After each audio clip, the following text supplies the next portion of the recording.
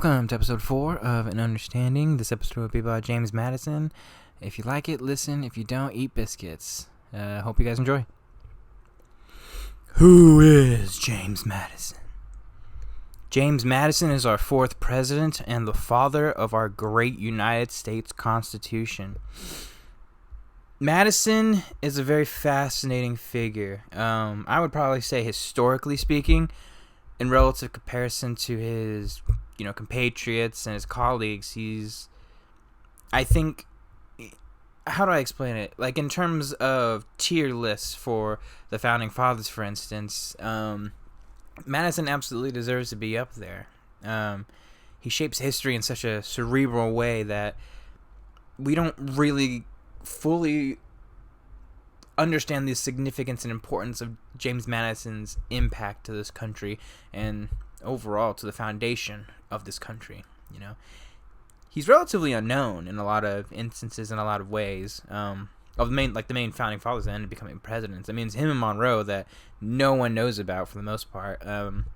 Most people know James Madison as this guy who just made the Constitution. He was a president, and a lot of, and I think it's interesting when we look at American history where events are tied to people, for instance, and significant events specifically. Like, no one's going to confuse the Civil War with any other president other than Abraham Lincoln, or like FDR with World War II, for instance.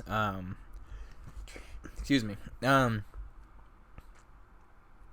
Madison covers a specific period in this country's history. The Constitutional Convention, Secretary of State for Thomas Jefferson, and obviously the 4th president during the War of 1812. The Second War of Independence, in my personal view, and a lot of other people's individual perceptions and points of view. James Madison is a little like Jefferson in a lot of instances, in a lot of ways. He's a very complex, I guess, ideologically political thinker and philosophical thinker. He's fascinating. Is interesting.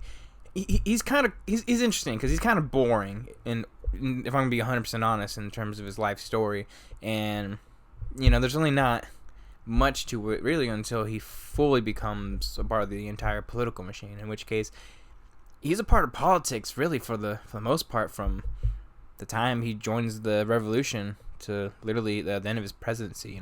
He covers 50 years or so just with him basically being this political influencer and figure, that he's a part of so many things that it's deeply fascinating and interesting. And I find Madison more fascinating than anything else fundamentally, especially when you understand just some of the basic philosophical points of how he lived his life and how he came up with a lot of these ideas. He's influenced like a lot of the other founding fathers in Greek philosophy, obviously, and other religious principles, even though he's much more of a religious freedom kind of guy, and he's probably a little more religious than Jefferson, but it just depends on your personal perspective. Madison is one person that when I think about him, he's a simple puzzle, but he's still a puzzle in a lot of ways, in a lot of shape, and a lot of form.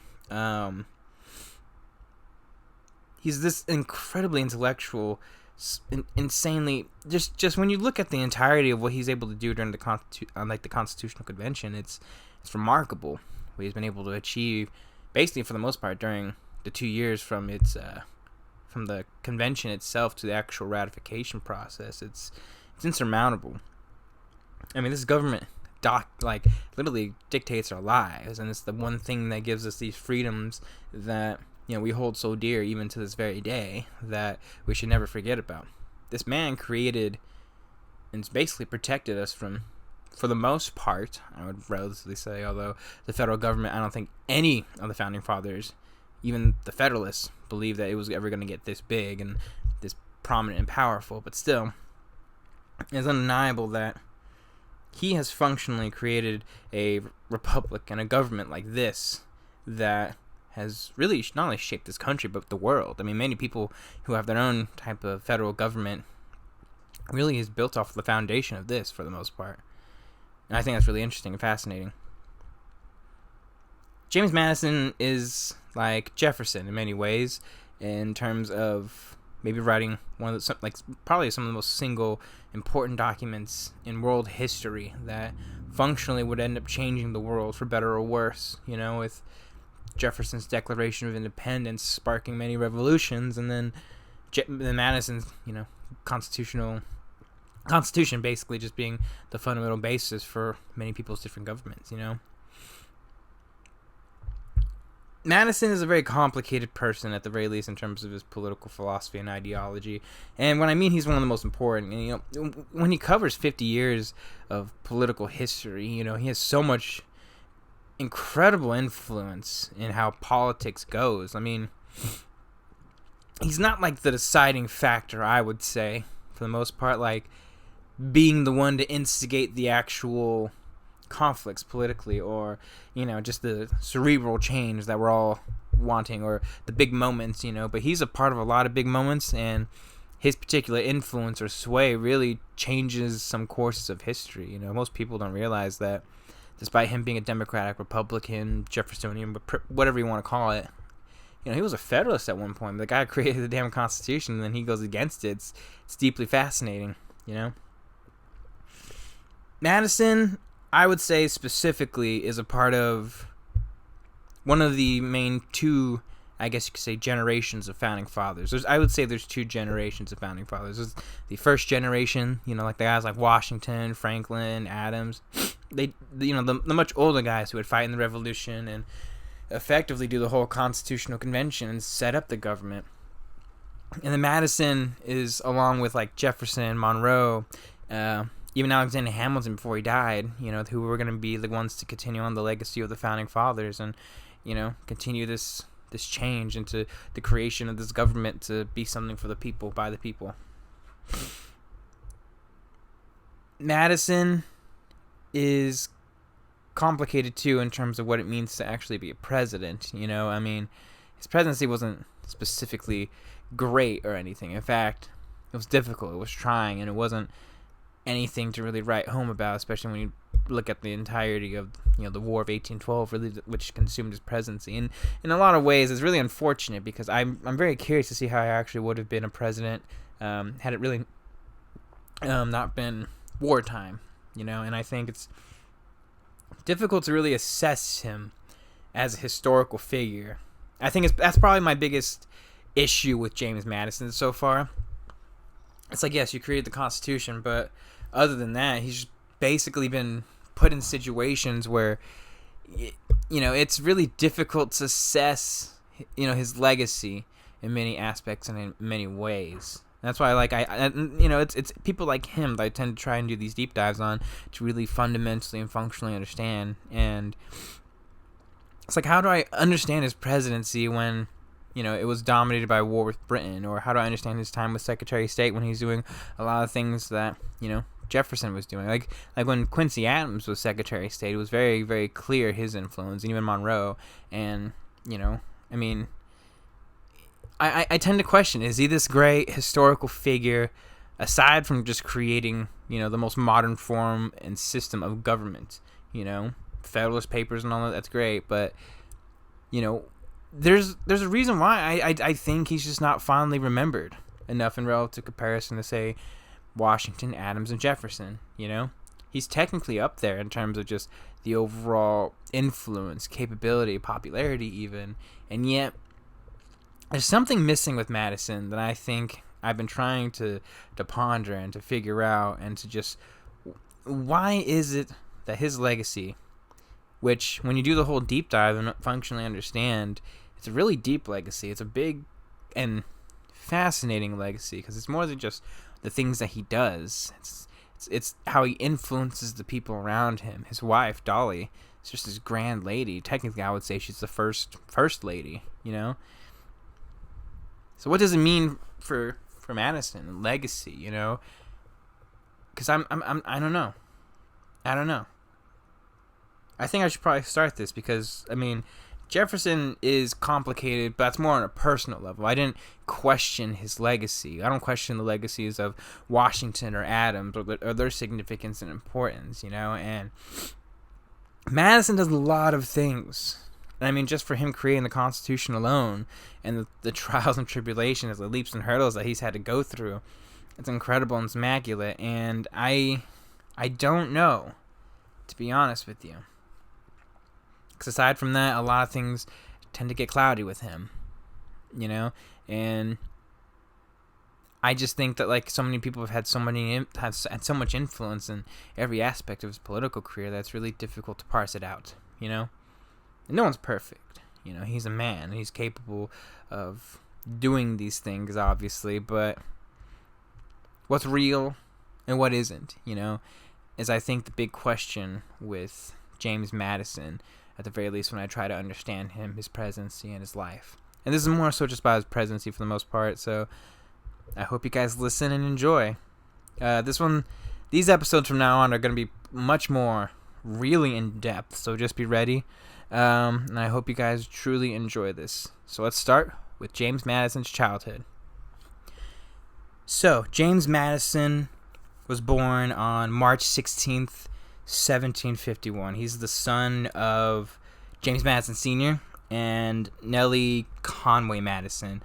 Her family specifically was like this relatively wealthy tobacco planting family for the most part in Virginia, and I'll get to her in just a second. His family's really fucking interesting. I don't mean to curse, but really interesting. The Madisons in general were just one of the most well-known families within Virginia. I mean, other than I would probably say the Randolphs, they were one of the first families in Virginia. His father, or his great, how many generations? I don't fucking know. I'd probably say his great-great-grandfather, John Madison. He was this English carpenter, and he came to Virginia in 1653, and basically just took advantage, bought a shit ton of land, and basically made the Virginian plantation, the way it was for the most part. And the couple generations down, they basically grew insane amount of wealth and were pretty bougie, but it is what it is. And they were this grand aristocratic family. You have to understand too, like, he had a lot of family, like a shit ton of family, when a lot of people died, for instance, they just ended up remarrying. So he probably had like at least 100 different cousins, aunts, uncles, trying to keep people's names, in line is pretty difficult. Although in fairness, a lot of people are named the same thing for the most part. Like, most families actually just gave their sons the great grandfather's names and et cetera, et cetera. This is just a world thing. I mean, I don't even know how many fucking Nicholases there are in Russia that were czars, And I mean, James Madison, our fourth president, is literally James Madison Jr. He took his father's name, for God's sake, So he was the oldest. He was the firstborn, born in 1751, and he has a very fascinating childhood, I would probably say. He's one of 11, by the way. 10 or 11. Numbers vary. I don't know if there's like an actual specific count. A lot of books say 11. Some online sources say 10. I'm probably going to lean towards 11, obviously, because most of the biographies are actually well-researched biographies instead of research articles and whatnot. But, not to bag on the research student. James Madison was born the oldest, 11, I would probably say kids. 6 of them that would live into adulthood. And that really, really fucked up James and the family in a lot of ways, especially when you just lose siblings. It's tough. He lost 2 in 1 year to disease. It might have been dysentery, I believe. And I mean, that's pretty fucking rough, for the most part. His father is just like most of the really grand aristocratic individuals around that time.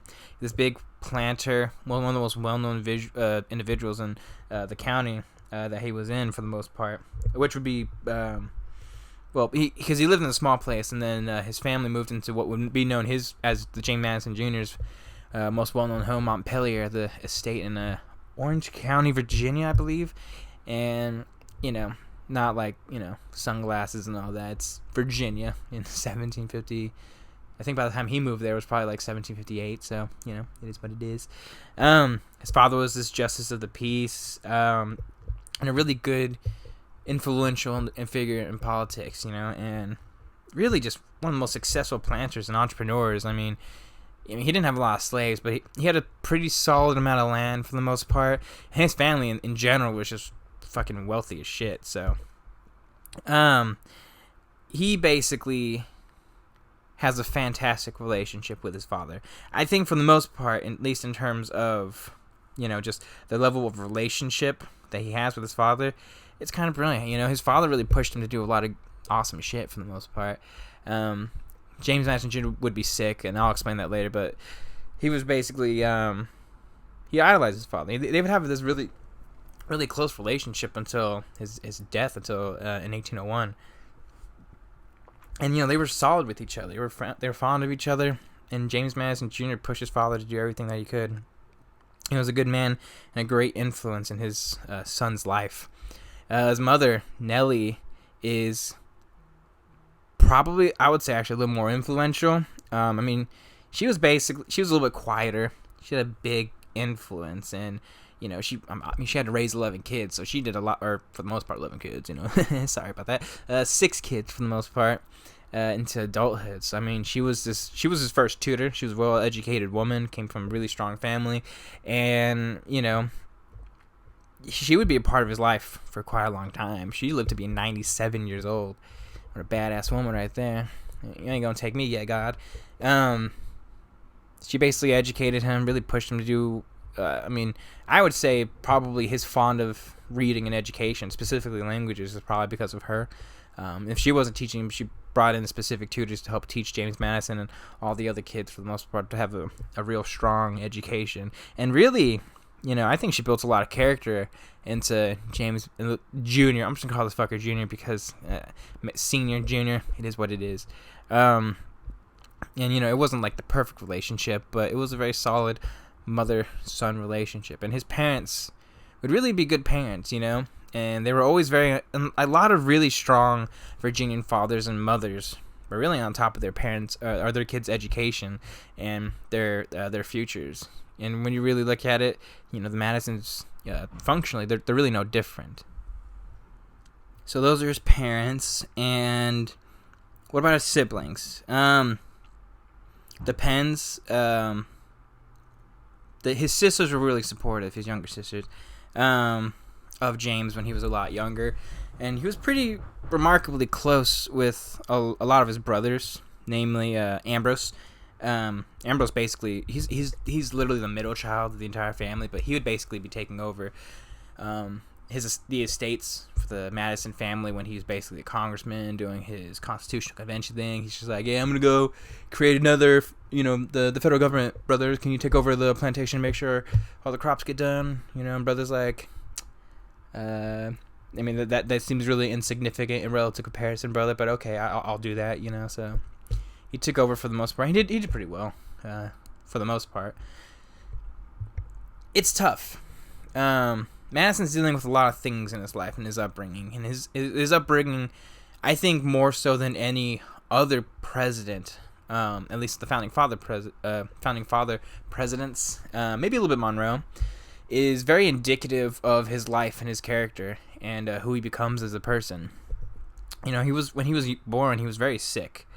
Very sick. Had some breathing problems, some lung problems. In fact, he would actually go to a different college in the future when he's just for the climate itself, just so that it would be much easier on his health. It depends, because he was never big. He's actually our smallest president by a wide margin. Height and weight varies for the most part, but most people agree upon he's about 5'4", 5'3" maybe, and he's probably never more than 100 pounds, so like even if he was accepted into military service, he wouldn't be really doing anything, which would be a little bit difficult. It'd be a bit of a mark on James Madison for the most part for his life, that he never really fought or could fight in the military, but he'd have fun with it. He was a relatively easygoing young lad, but like I think part of his health and upbringing for the most part was just a little bit personally induced in some ways and shape. He was a very sickly kid, so he would kind of be a bit of... He's probably the closest thing to a hypochondriac that, we've ever had as a president and as a political figure. He's like Woody Allen with all the, problems with his family. But like he always constantly thought he was gonna die, and when you see all your siblings die because of dysentery, you're probably not thinking so fondly and hot of yourself either. So it's a little bit difficult, and it's tough too because you mix that in with loss, a lot of loss. A lot of people would die around him just from sickness, and he really needed the support of his sisters. His sisters were very strong. I can't think of any of their names at the current moment, but they're very strong, and his little brothers were very supportive. And you want to talk about a real strong, close familial bond? It's probably the Madison family. They really huddled together.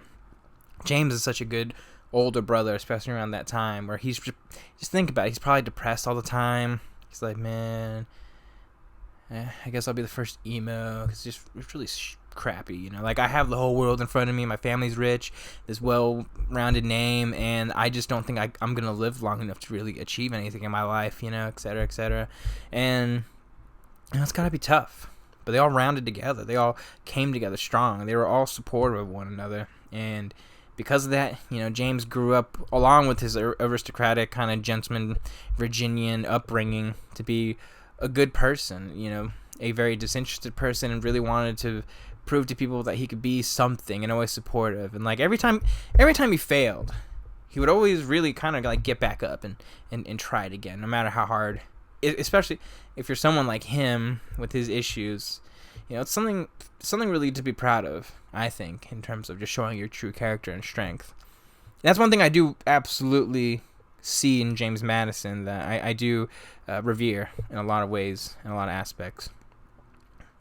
So James would go back and forth. He would sometimes go to school and be tutored and be with his mom and study with her. He loved everything, philosophy. He loved languages. He would learn numerous languages throughout his entire life, and mathematics, the basic stuff. And he would actually have a really, really good relationship with a family friend in Donald Robinson. He's actually this really Scottish. He's a Scottish schoolmaster. He'd be leading the preparatory school for all the young people trying to go to college. And Madison really grew to respect him. And I mean, he basically learned from Robertson for the better part of 2 years, 5 years. It varies for the most part, but I would say about 2 years. He studies with him specifically for 2 years to get him ready to go to college, because he's 14 now at this point.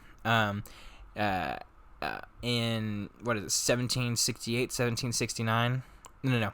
I'm thinking differently. He's about 1765 for the most part. He's prepared to go to college, And around this time, his family's doing well. All his family, et cetera, would be doing their, school things and whatnot. And he's the first to go to college, and he's trying to decide which college he's going to go to. And he wanted to go to William and Mary. That's like the OG school. It's like, it's my jam. It's my place. You know what I'm saying? That's the go-to school, That if you want to learn about philosophy, life, the sciences, that's the way Jefferson went there. Monroe would go there, and numerous others would have the ability to go there. But James, he did go there. He went there for a year, or at least a couple months, and found that the climate was just really inhospitable to him. A lot of mosquitoes too. So like he's basically just like, I've dealt with a lot of health problems, and I don't want to deal with it again anymore. So he ends up deciding he's going to go to New Jersey, the College of New Jersey, which would later be known as Princeton, surprisingly. So before we go into the whole college thing, which I think is another interesting aspect, is what is James Madison? Who's James Madison really like? What's his personality like? And it's an interesting personality. He's really, really quiet, reserved. He's very awkward. He's always been awkward. I mean, in fact, when there's parties that Madison would have to attend to, he's so awkward. People really just didn't know how to talk to him. It's a great thing he married Dolly in the future when he's much older, and because she was just alive at the party and made things a lot easier.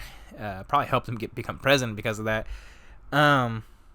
He's very interesting. He's very shy. I don't even want to say shy, but he's always just been reserved in general. And just when I mean quiet, I mean like there's stories of him when he's like on the actual congressional floor, and he's trying to give these big speeches to the whole hall, and people can't hear him because he's just that quiet, which is ironic because, when he's doing the whole Constitutional Convention thing, there's no one that's going to be fighting for the actual Constitution itself other than maybe James Madison. So I find that really fascinating and interesting.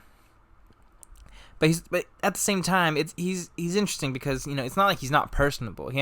Actually, I would probably say, out of all the founding fathers, he's probably one of the more personable ones. That once you get to know him, he's basically just develops lifelong friendships with everybody. I mean, he kept all the lifelong friendships aside from, say, Hamilton and Washington, but those are more politically based. The reason they ended for the most part. He's a good man. And, it's interesting because you grow up your entire life thinking you're gonna die, and how do you get to that mindset of where I'm gonna try and conquer the world? And he'd always feel like he's always never gonna be in good health. That's always the big problem with James Madison. He's always, in fact, by the time he graduates college, he's gonna be in some more health problems. But how do you overcome that? How do you functionally become capable of being someone that's going to be, for the most part, greatness, or capable of greatness? We've only had 45 presidents in this country's history. 44, Grover Cleveland served 2 non-consecutive terms.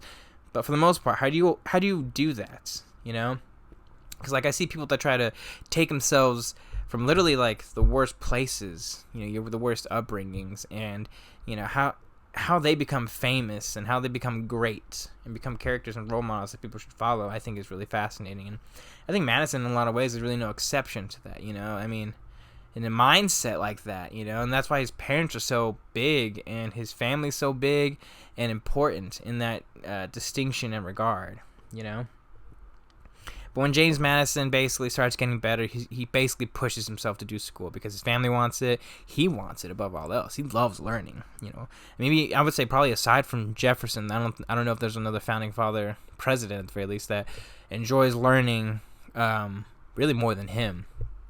I mean, he really took to it. In fact, when he does go to college, when he goes to Princeton, he basically does everything. He opens up the American Whig Society, debate clubs, which debating back then was really important, really big. It's like joining politics and just being, I would probably say the specific reason is because, like, in Greek culture back then, if you debated and you were part of the whole political system for the most part, you were really a truly free man and a free individual that could determine your way in society. But I think that's really interesting in Greek culture, which I'll get to in terms of the Constitution for the most part, because he was really, really grossly influenced by it. While he's in college, he was a truly brilliant student. They didn't really rank you in terms of your academic profile, but your social profile. And around this particular time, you have to understand too, contextually, the war is going on, and not the war. Sorry, the beginnings of the revolution are going on. And I think this is indicative of James Monroe too, where there's a lot of things happening. People are a little bit mad. They're protesting. I mean, Monroe would actually be involved in a lot of these protests themselves, but James Madison is a young 14, 15-year-old kid. Stamp Act's basically going on, and he's just like, interesting. And he'd actually get a little bit of a revolutionary fervor around this particular time. You're a young 16-year-old kid trying to be a rebel a little bit. And, and I think seeing a lot of this really influenced him into that particular ideal. That and his upbringing, I would probably say. His father was very politically active. So while at Princeton, or New Jersey Princeton, okay? He learns a lot. He goes in deep dive of his studies, for all the problems with James Madison and his historical legacy or how one perceives him. You're not going to argue the fact that he's this hardworking. He's a hardworking individual, sometimes to the detriment of his own health. Imagine being a really sickly person and you stay up just studying constantly and constantly and constantly. And his college is interesting. At least in terms of education, because he learned everything. When I mean everything, I mean everything. which was a good thing and a bad thing at the same time, because, you know, I mean, back then you should probably learn a specific profession, but he never really learned anything, at least of substantial significance. He loved history, he loved philosophy, he loved plays. You know, he played a lot of chess there, and, you know,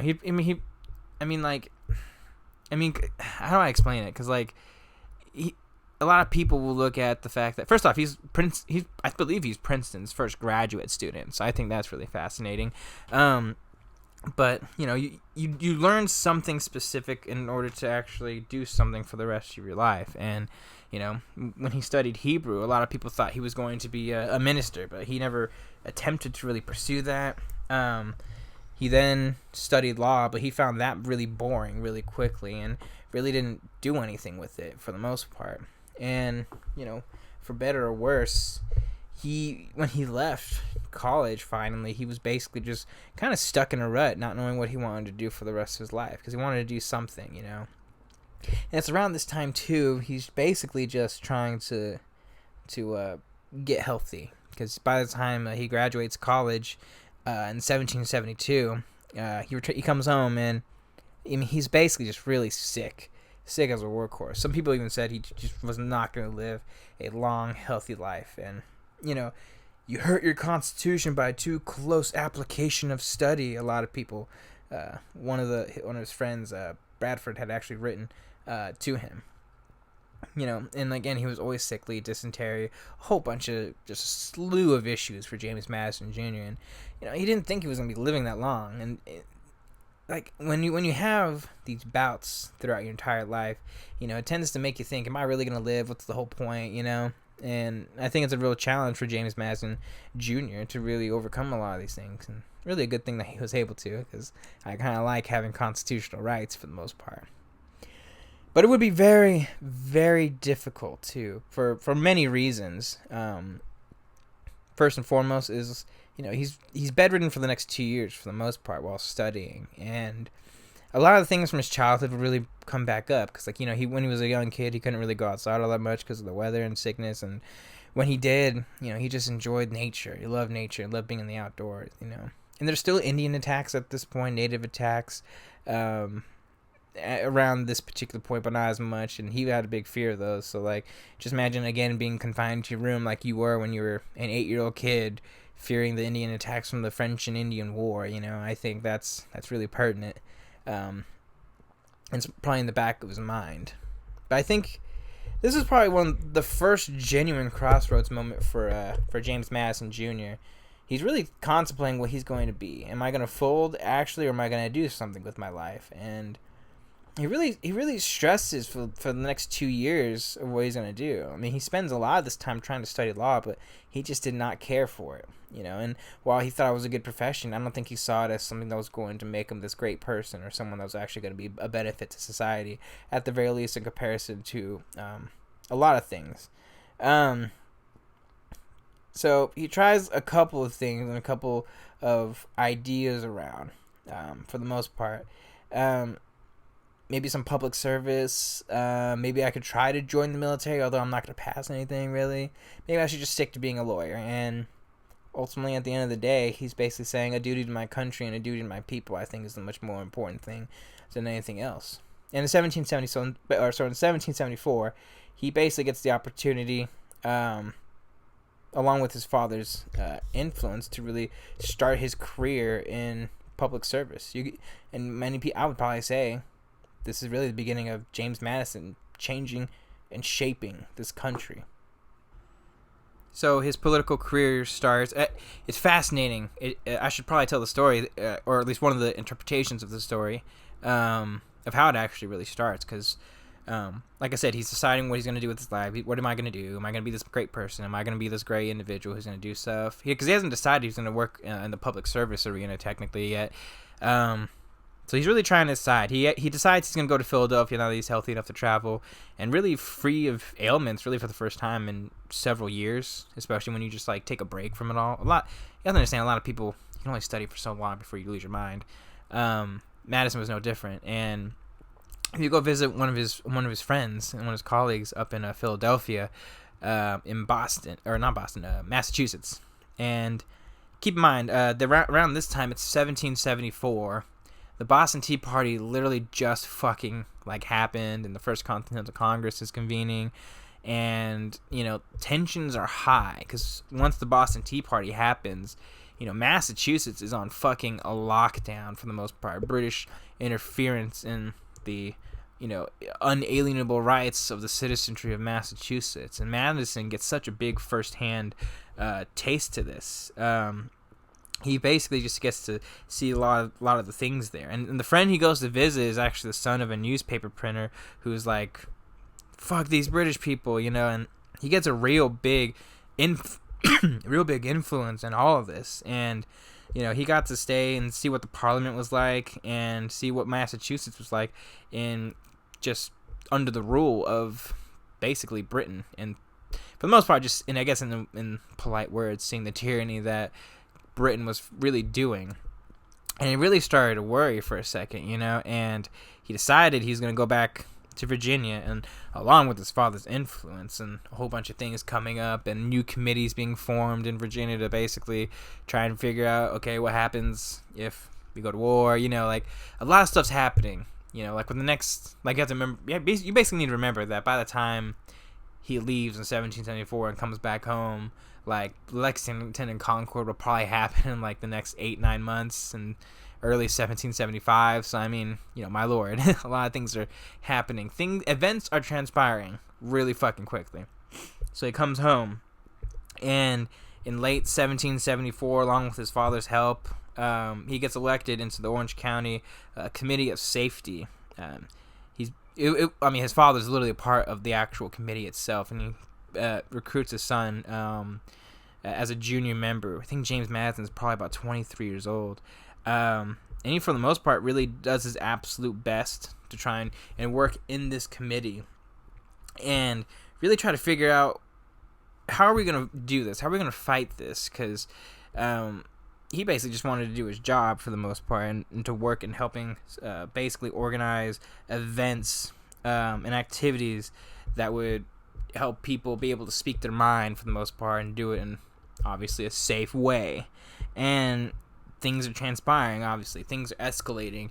And like concurrently around this particular point in time, like, fucking Jefferson and Washington and John Adams are trying to get Virginia into the war itself. And Madison is one of these people that's like very fervently for, independence in a lot of ways around this time. I don't want to say independence, but at the very least he's very anti-British in this conjecture in his life.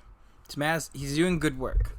He's gaining a name for himself. He's separating himself from his father in a lot of instances, in a lot of ways. I mean, in fact, really fucking soon after, a lot of people are kind of pushing him to be a part of the actual legislature itself for Virginia. And, he's a little apprehensive because I think he just wants to do public service. He just wants to help his father and do his thing. But people are pushing him. They want to see him be elected into a specific office, and he says, all right, why the fuck not? Let's just go for it. So he gets elected to the Virginia House of Delegates, which is basically kind of like, it's basically just a Congress for the actual state itself, for the most part. It's actually here where Thomas Jefferson really starts to notice him while he's in Philadelphia doing the Constitution, I'm losing my mind, the Second Continental Congress. And, he's seeing him, around this time too, like Madison's kind of pushing for some legislation for religious freedom at this point. Jefferson's like, all right, I see you, homeboy. You know what I'm saying? You like that religious freedom too, you know what I'm saying? Okay. And he basically just kept trying to push a lot of the actual legislation through to give people their fundamental. Eventually, a lot of these things would be constitutional rights, and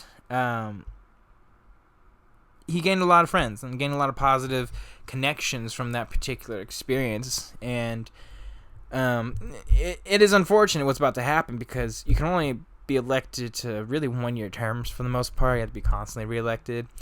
And let me explain re-election for people back then. It wasn't like ballot boxes or paper votes. It was actually more like a public town hall kind of thing. And I mean, it's literally just people going to bars, getting drunk, and being like, "Are you gonna vote for this guy?" I'm like, "All right, I raised my hand. Yes, okay, you're elected." That's really effectively how it went for the most part. A lot of towns, a lot of communities, they're all small, so they really don't, not this big thing. So if everyone who's a free man and landowning person had a say, they would basically go there and be like, "I vote for this person." And it's actually kind of a funny story when he's doing his re-election campaign in 1777.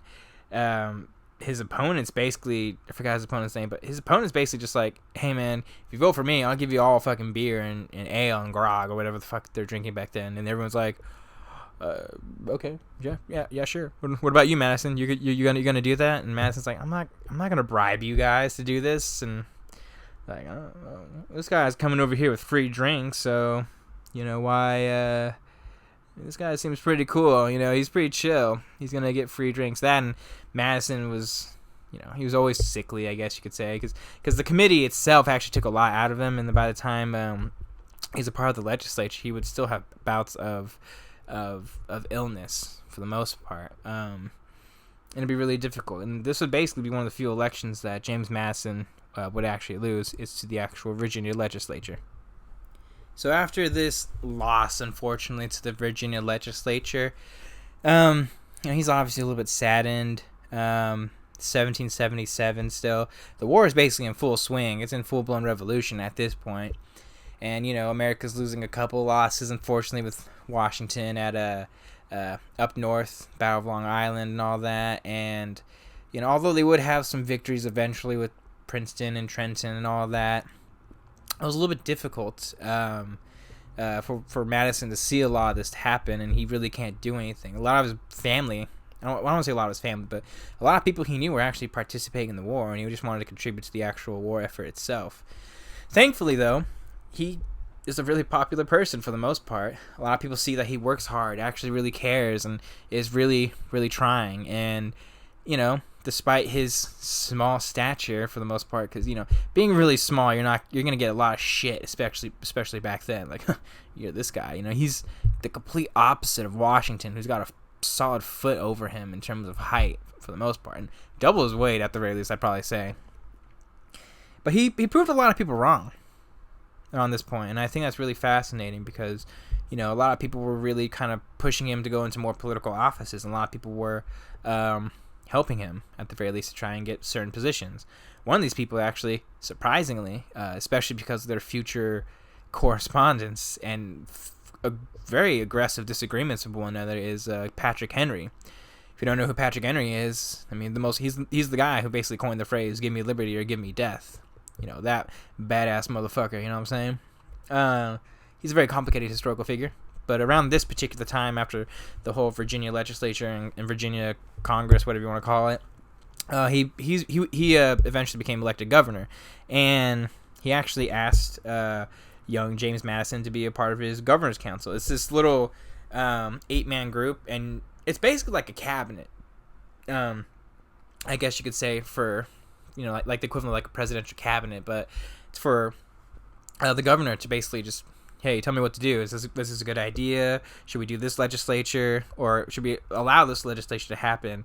And et cetera, et cetera, et cetera. And then he'd be here for a little while. He'd basically be using his talents to kind of push a lot of things that he can, because the governors for quite a long time, I'd probably say for like 80 years, from the start of the Revolution to probably around the time of the Civil War, they really didn't have a lot of power.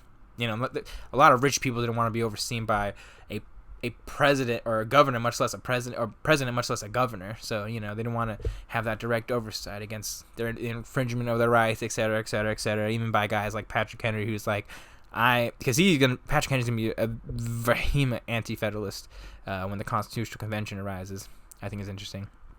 But he's a part of this governor's board, and then when Patrick Henry leaves, a young man and future friend, and kind of at this point a really good ally, is Thomas Jefferson, and they would actually get along very well when Jefferson becomes governor of Virginia around this particular time. Although he really wouldn't stay very long. He had actually moved to Williamsburg, and it was tough for him.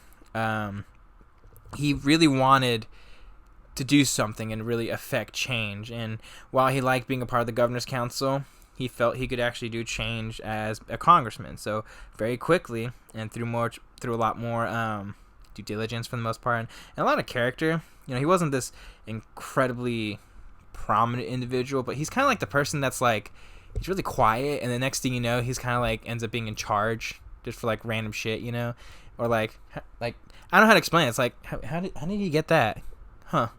Oh, interesting. Okay.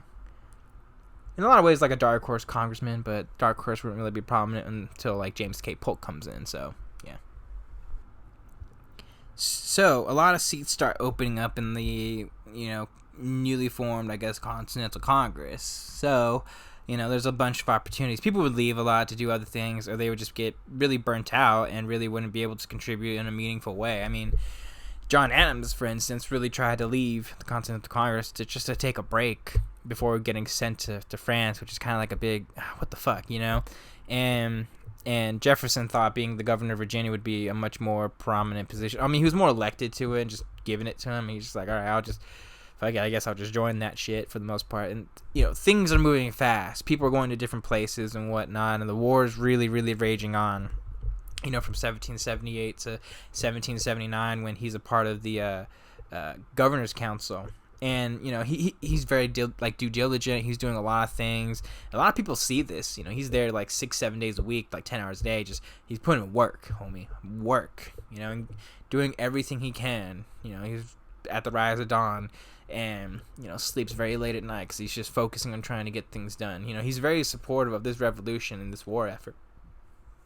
And it's fascinating around this particular time because, like I said, a lot of people see this. And, the truth is back then, if you were a much more disinterested individual or a hardworking, unbiased person who had conviction, people were more likely to vote you into, certain political offices in order to help you achieve, incredible success. And, Madison is no different.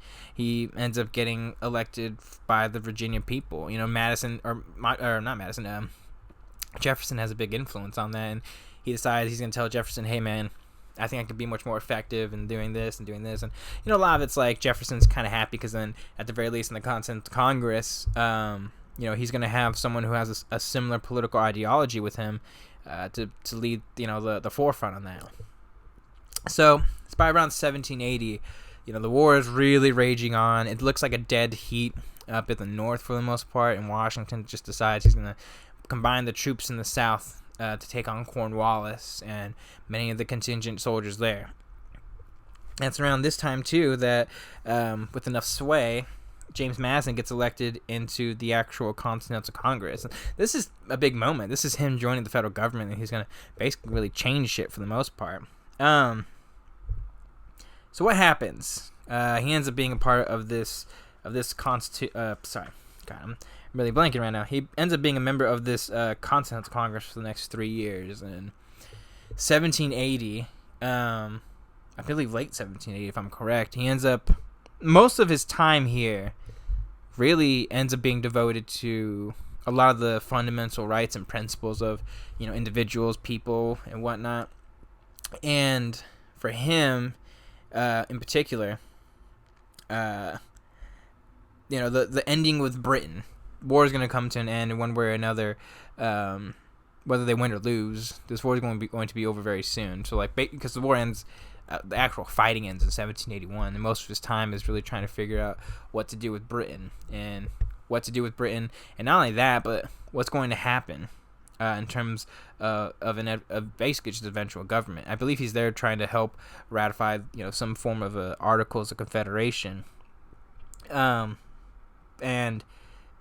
he basically worked hard for this. I'll put it this way, because he understands very fondly. And I actually want to go into more of the just the actual philosophy of James Madison when we get to the actual Constitutional Convention, because that's just going to make a lot more sense. But he's a big proponent of the Articles of Confederation, but a big proponent, unfortunately, of the need of a strong federal government. He knows this very well. He's like, in his mind, he's like, look, man, I know the history of Greece. They were very strong, and we'd learn a lot of their philosophies, but they lost to Rome, and basically would be slaves to Rome because they didn't have a strong federal government, because everyone's in their own little pockets doing their own little thing, and they couldn't defeat the rising empire for the most part. So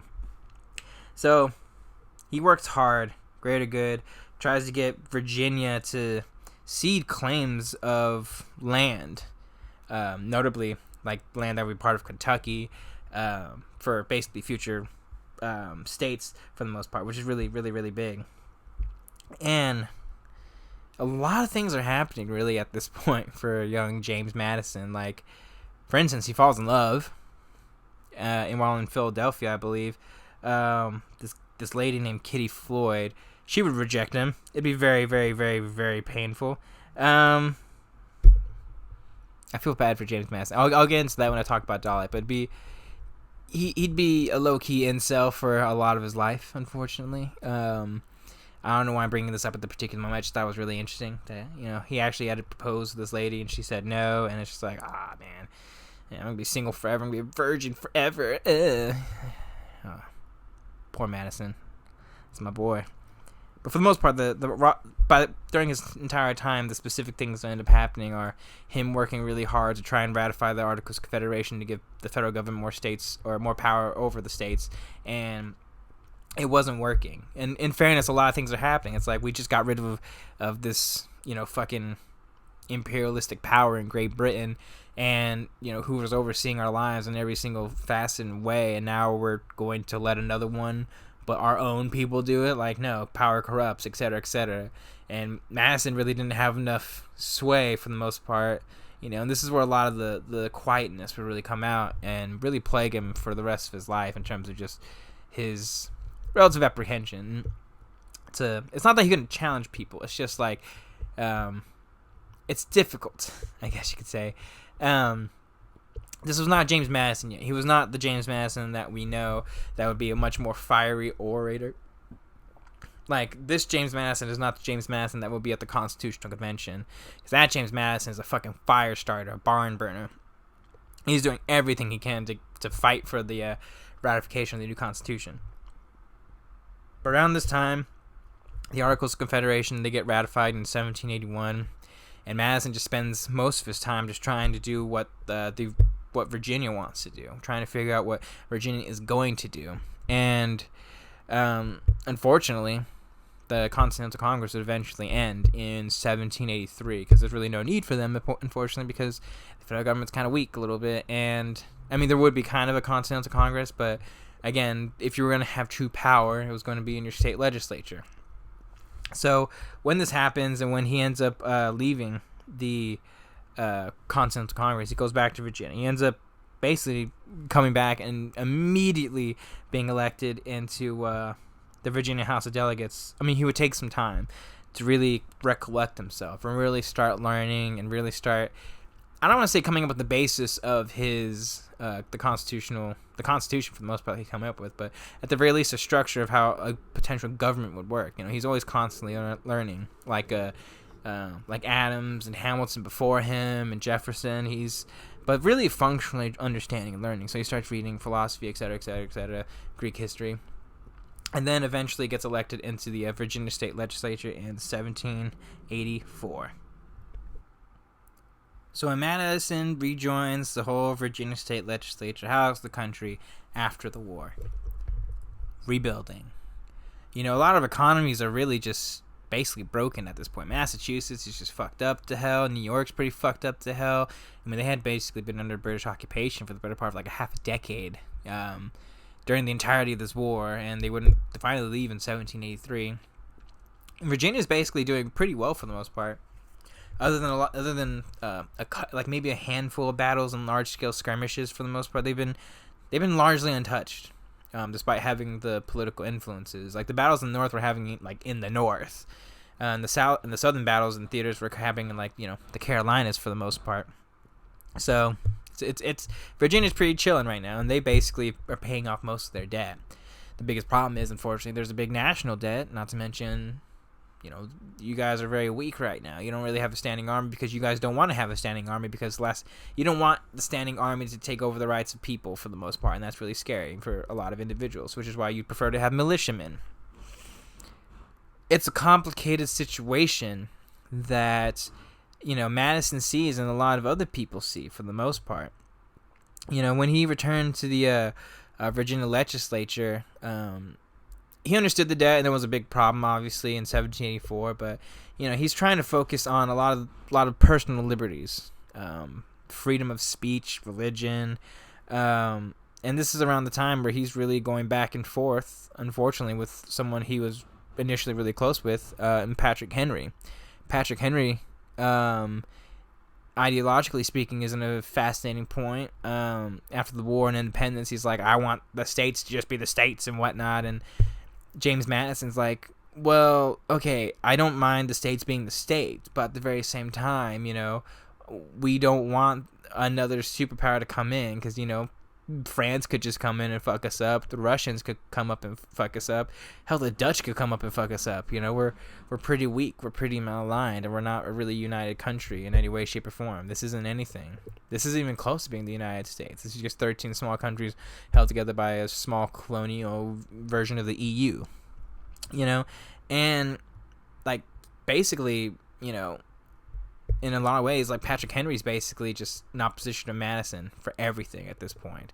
And this would be the main conflict. And, he's dealing with a lot of things. He's trying to keep his family together, Madison for the most part, and I believe his youngest brother is basically just like kind of a loser at this point and really not doing much with his life. He's trying to focus on that. His father's getting older, so he's trying to take over the farm, but Ambrose would effectively take over after that. A lot of things are happening. There's a couple things happening, uprisings happening within the country itself. Shays' Rebellion would be a big pinnacle moment for this country.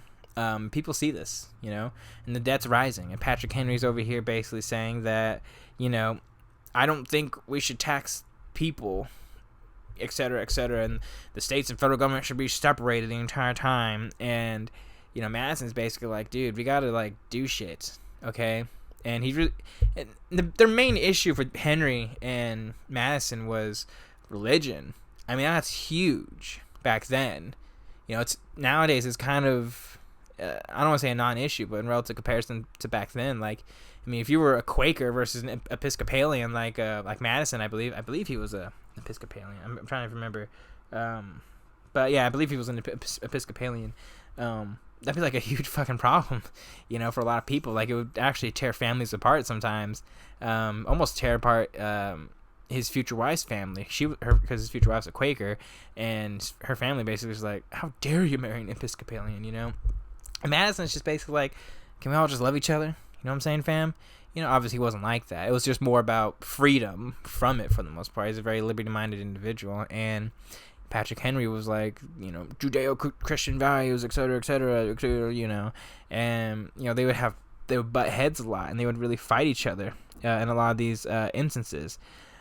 And at least to Madison's credit, he wins a lot of these battles, and he actually starts pushing through a lot of the legislation that Jefferson really wanted to put through, religious freedom. He really starts pushing for some form of a public schooling option, et cetera, just Madison starts winning, and unfortunately, he sees a lot of things happening with the greater government. Why was there a need for a constitutional convention? Why does there have to be a constitution in the United States of America? I would say fundamentally there's 4 reasons. 4 reasons that I think really shaped the reasons why we had to ratify the Articles of Confederation. These are 4 very, very big reasons. And from 1784 to 1786, a lot of things transpire around this particular time that Madison is overseeing while doing his whole fight for, the rights of man for the most part. I mean, it's like once he got through the whole legislation for basically the separation of church and state and religious freedom against Patrick Henry, he really sees a lot of what is happening. This is also actually where I would say he really starts tinkering with the idea of government for the most part, and the structure of government. He'd be reading all these books. Jefferson, I believe, he's in France at this point, and he's sending all these books from like Italy, Britain, France, and books on philosophy, political governments, and ideas, and he's basically trying to gain as much knowledge as he possibly can. And I would say the first reason for the Constitutional Convention and why it's grossly needed is the most obvious reason, and the biggest reason I would say is the debt. The actual national debt is incredibly large. I mean, insanely large, okay? The federal government's broke. It's in debt. I don't know the exact number. Numbers vary.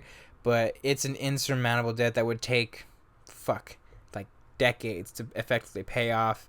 And especially now, even if they were able to pull a lot of people's money, it's a problem for the most part. Because along with the debt, because in order to actually try and pay for the war, the inflation rate for the continental dollar was so overinflated that at this point it's about 50 to 1 in terms of its actual value in currency.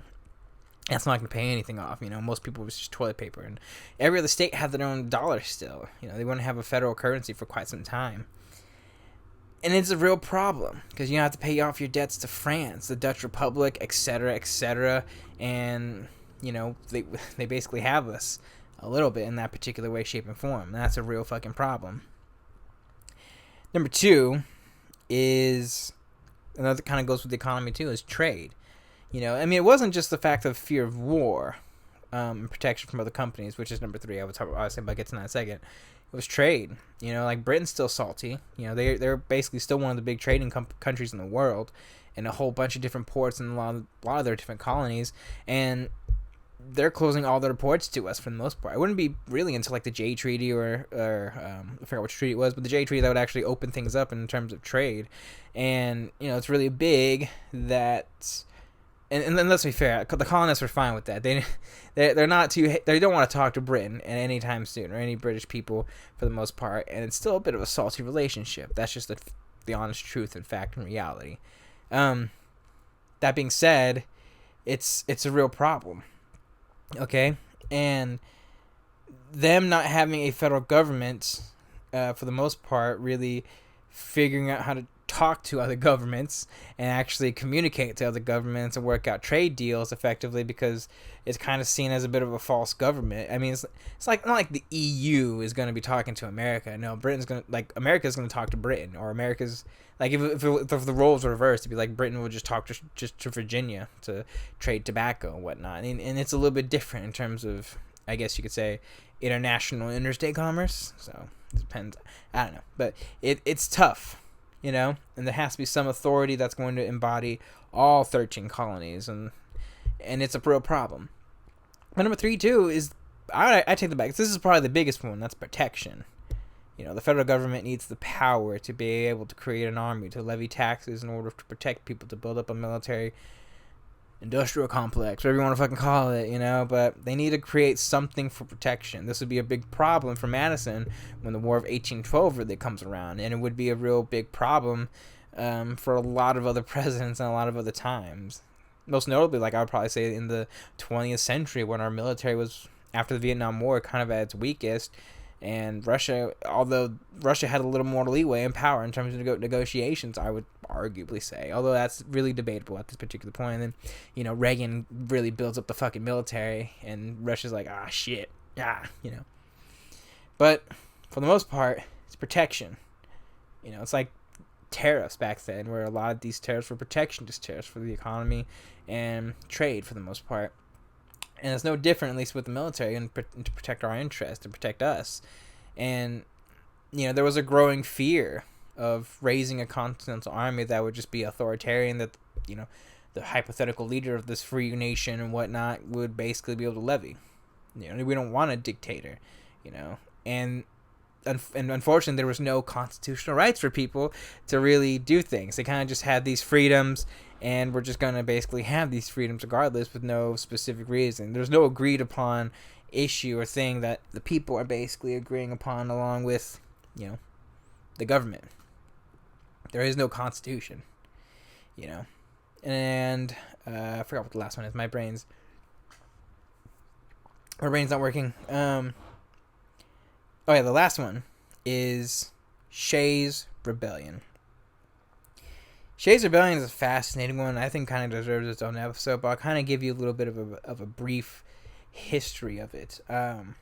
It's this uprising that happened in Massachusetts, where basically the debt crisis was really prominent in the actual state of Massachusetts. Other states were faring much better, especially the ones that didn't participate in the war. I think Georgia was doing pretty good. Virginia basically paid off most of its debt by the time the Constitutional Congress convenes. But Massachusetts, New York, they're struggling right now.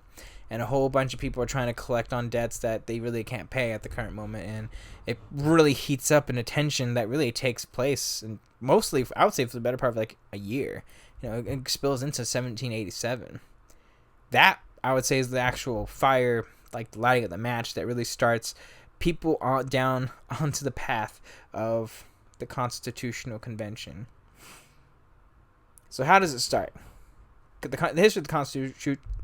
history of the Constitutional Convention is a little interesting. Madison, Hamilton, I would say to a much greater extent in some instances, were basically trying to figure out ways we need to do something right now, and like we can't levy taxes to the state because it's gonna be like, oh, we vetoed this tax, etc., and Madison's just trying to figure out what to do, what's going to happen. 1780. Let's say hypothetically 1785 right now. This is when like the real Kickstarter comes for, I guess you could say, ratifying a new constitution. And Madison's basically thinking to himself, what can we do to make this happen? And the first thing he thinks of is Washington. Washington's retired at this point for about 2 years.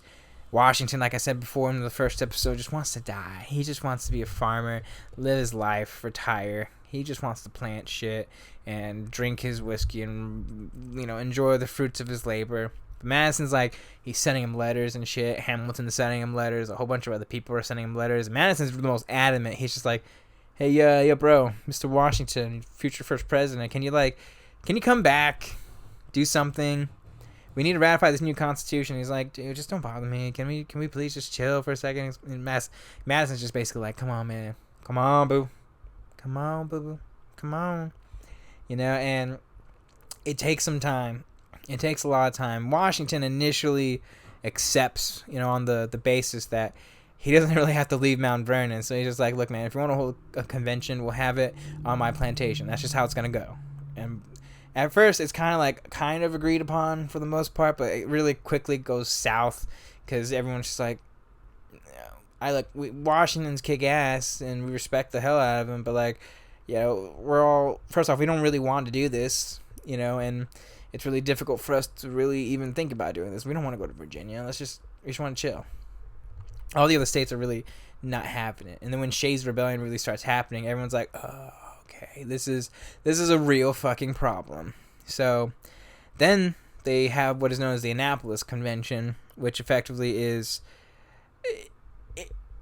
nothing really happens at the Annapolis Convention other than them basically signifying, okay, we agree upon it because there's only 3 states here, or we have maybe 10 representatives from 8 different states that will kind of agree to basically join in the Constitutional Convention in Philadelphia in a couple months, and we'll figure it out then. Because the states' rights activist people were there, and they were a little bit apprehensive to them trying to create a federal government for the most part.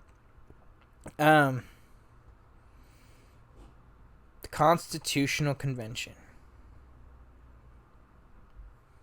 The Constitutional Convention. So, Constitutional Convention takes place in May of 1787, I believe, in Philadelphia. This entire time is Madison's shining grand achievement. First off, him and partially to Hamilton, because he's basically trying to pester him. So it was his closest advisor for the most part at that point. Although Hamilton and Washington didn't really talk to each other for a little bit after the war. Washington finally, because he hears about Shays' Rebellion, and he's like, oof, this is pretty rough, y'all. So he ends up basically abdicating and all right, if you guys want to, I'll come and spend the next 4 months in fucking Philadelphia so we can create this constitution for the most part because it's really important to you guys. So Washington joins the Constitutional Convention as the president of the Constitutional Convention. He oversees this. It's kind of funny because no one really remembers this because he actually is the president of the Constitutional Convention, but he only speaks 2 or 3 times during the entire like 4 months that they're there for the most part. He's really fucking quiet. And then again, that's just also just how he is in general. So the prelude to this is Madison is all the states kind of have to come up with their own interpretation idea of what a new federal government would look like. What would it be, and what kind of things would they propose for the most part, in terms of the structure of it. Madison gets a lot of ideas. He gets a lot of interpretations from a lot of people. He sees part of like John Adams's interpretation of what in a sense a Republican government could look like, with the Massachusetts Constitution. I mean, it has, I believe the two like separate houses and whatnot, and a really vigorous judicial system there, and it's really interesting. I think he gains a lot of that from Massachusetts and that Constitution from Adams. He also gains a lot of it philosophically from a whole bunch of different things. Let me make it very clear that the government that I think we live in today, it's technically a constitutional republic. But I would say we live in a constitutional democracy. I think that's probably a much more apt statement, because back then we lived in a real constitutional republic, and the Constitution itself specifically is a document that we all live and heed by, but it wasn't specifically to, the people. Democracy is more like majority rule. We do have certain instances of majority rule within our country itself in terms of our electors that have drastically changed with amendments and just how certain legislation and rights have allowed more freedom and ability to vote within this country itself. So, first and foremost, what is his philosophy, I guess I would probably say? A lot of things. He's greatly influenced, more so than I think anyone, and functionally understands the dangers of the federal government. Which is, I think, ironic, and why I think it was really easy for him to really switch sides to join the opposition party for the most part when he ends up becoming a Democratic Republican, unfortunately. And it's really unfortunate. But he's always been a relative advocate and as like a bit of a necessary evil in a lot of ways to create the Constitution and the federal government. And he's read all these books. He knows history just about as well as anybody, and specifically Greek history, I would say. He's basically influenced by all the great stories of Sparta, Athens, and all of them. But they all failed. And they all failed because they can never be truly united in a very conducive way that was going to help benefit them and protect them from the evils of other people or the other imperialistic powers of other people trying to conquer them, as life functionally is. And it was a real problem, and he's trying to figure it out. And he ultimately came to the realization that democracy does not work, or at the very least the big pratfalls and issues that plague democracy do not work, because his mindset's like, well, the 51% cannot tell the other 49% that, hey, if the 51% agree to jump off a bridge, y'all have to do it, because I'm pretty sure the 49% are going to be really mad, which is the function of a constitutional republic. And it's the biggest reason why we still have an electoral college. So you have to understand that, people. A lot of people will say, oh, majority rule and stuff, but at the same time, it's like, for whatever reason, if the 51% wanted like Osama bin Laden as president, come on, people. You know what I'm saying? Come on. There's reasons, there's checks and balances, and Madison's Constitution functionally and fundamentally, when you really look at the finer details, is surprisingly about all these checks and balances. It's Federalist 10, for fuck's sake, It's incredible the amount of forethought that he had and the capability that he had to create the federal government that we have today. So they all arrive at the Constitutional Convention. Well, let me start off with this. Madison arrives first. In fact, he's the first person there. And everyone's kind of trickling in for the next couple days. And Madison's like, yo, what the fuck? So initially it's supposed to start in like mid-May. But they end up having to postpone it like a week or two so everyone could get there. Let's be honest. Half the people were kind of just like slagging behind because they're like, this is going to be stupid. Why do we have to do this whole Constitutional Convention thing? And then the other half are dealing with like unpaved roads because the federal government's not doing anything in the states, are basically just lollygagging and just chilling for the most part, and they're kind of stupid at this point. I'm in between in terms of, at the very least, ideologically for federal and state, so I don't really care either way. But they're both fucking up in a lot of instances, today and even back then, you know? So after a couple of, well, first off, what is the Constitutional Convention? It's basically the convention that's going to ratify the actual Constitution itself. Each state would propose their own interpretation of what the federal government would be, and all the delegates from all the other states would basically just debate each other. They would deliberate on it and all the pros and cons, yay or nay for this, etc., etc., etc. Washington, meanwhile, just letting it all happen and sees a lot of this happening, and pretty sure that's the biggest reason why he becomes a Federalist, because he sees all the problems with the country compounded on with the actual disagreements with all the delegates here. You know, everyone's basically writing their speeches. A lot of people are taking notes. No one takes more notes than James Madison during this entire time. I want to make that very clear. He's on it like fucking Sonic, okay? And he's the most fervent advocate, okay? He's basically just standing in the room. He's basically just saying, hey, we need to do this because of this and this and this and this and that. And, you know, he's basically just the OG individual, but there for... It sucks too at that time, because when the Constitutional Convention's happening, it's in the summer. It is hot as balls. They're all sweating like crazy in there, and everyone's just agitated and irritated. And I don't know if James Madison could have been more on it, like Sonic. You know, like his health problems magically go away because of this. Like, because that's how fucking on it he is. I mean, don't get me wrong, he's sick all the time. But I'm just saying that, like, everyone says that this is Madison's gleaming moment, was during this entire Constitutional Convention, trying to fight for the federal government for the most part. So, what were the problems with... well, let me start with this. What would you say, what were the biggest problems with the Constitution that had people being apprehensive to the reality of the federal government? There's a couple. First and foremost, obviously, the imperial potential and power of the actual federal government to be like, you know, Great Britain. You know, that overtaking of civil liberties and individual rights, which is a really big issue. You know, they don't want to do that. And in fact, you know, although the Constitution for the most part would protect actual civil liberties and civil rights of the particular individual, a lot of people would not ratify it until a Bill of Rights was functionally made. So James Madison would eventually make the Bill of Rights, but I'll get to that in a second. And it was a real problem, you know? You want to talk about people who are under this lock-in philosophy. They're basically just like, no, we've dealt with another superpower. We don't want to deal with another fucking authoritarian regime. Let's not do this, okay?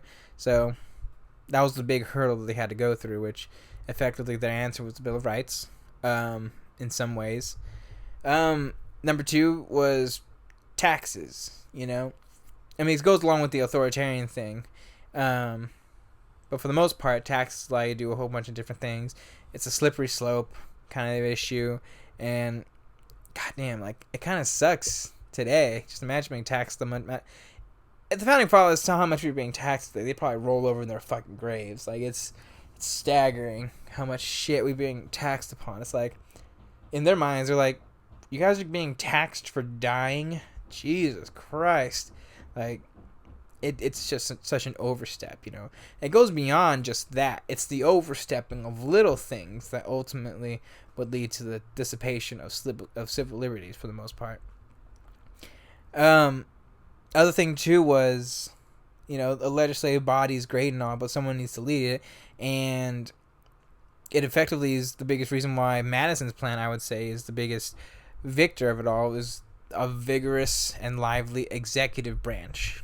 A president, I guess one could say. And this is a big thing because everyone's kind of pointing to Washington from the get-go to be this kind of presidential figure and this leader of this free nation and whatnot, to actually give it some credibility. And, you know, that's the biggest reason why he got such a leg up. I would say the biggest functional issue that I don't think really gets talked about enough is the states themselves. Not even just about states' rights, for the most part, because that goes along with the whole civil liberties thing to an extent. But states in general, you know. The biggest issue with Madison's plan was the one house of Congress, okay? Because their Congress specifically was based off of population. It's the House of Representatives. So basically, however many people you have in your particular state depends how many members you're going to have in that particular and specific branch of Congress. And for a lot of people, it's a bit worrisome because, they're going to get their voices drowned out, and they don't want Virginia to rule the fucking country, Rhode Island doesn't want Virginia to rule a fucking country. Georgia doesn't want Virginia to rule the entire country. So, it's a big problem, executive branch and whatnot. So they're just being underrepresented for the most part. And on top of that, just legislatively, it's the same problem today to an extent. Which I think is, it's worked out for the most part pretty well. Which is effectively the creation of the Senate. The second house that came up with a combination of the actual New Jersey plan, who had two separate houses of Congress for the most part. One being dictated equally of the amount of representatives you're going to have per state, which is 2. So regardless of your population, you're going to have 2 people from that state that are going to serve their specific number of terms, and they're going to be a part and equal for the most part. Which is a big reason why the Senate's always fucking huge for the most part. So if you have a majority there, you're Gucci for the most part. And it's worked out incredibly well, I would probably say. Because that means the smaller states and the states that get screwed over really don't have to be dictated today by the insanity of laws in California, New York, etc., etc., And I think it's really important and pertinent that these checks and balances are basically here, and they've for the most part worked, and people are still trying to get rid of them. It's stupid. Anyways,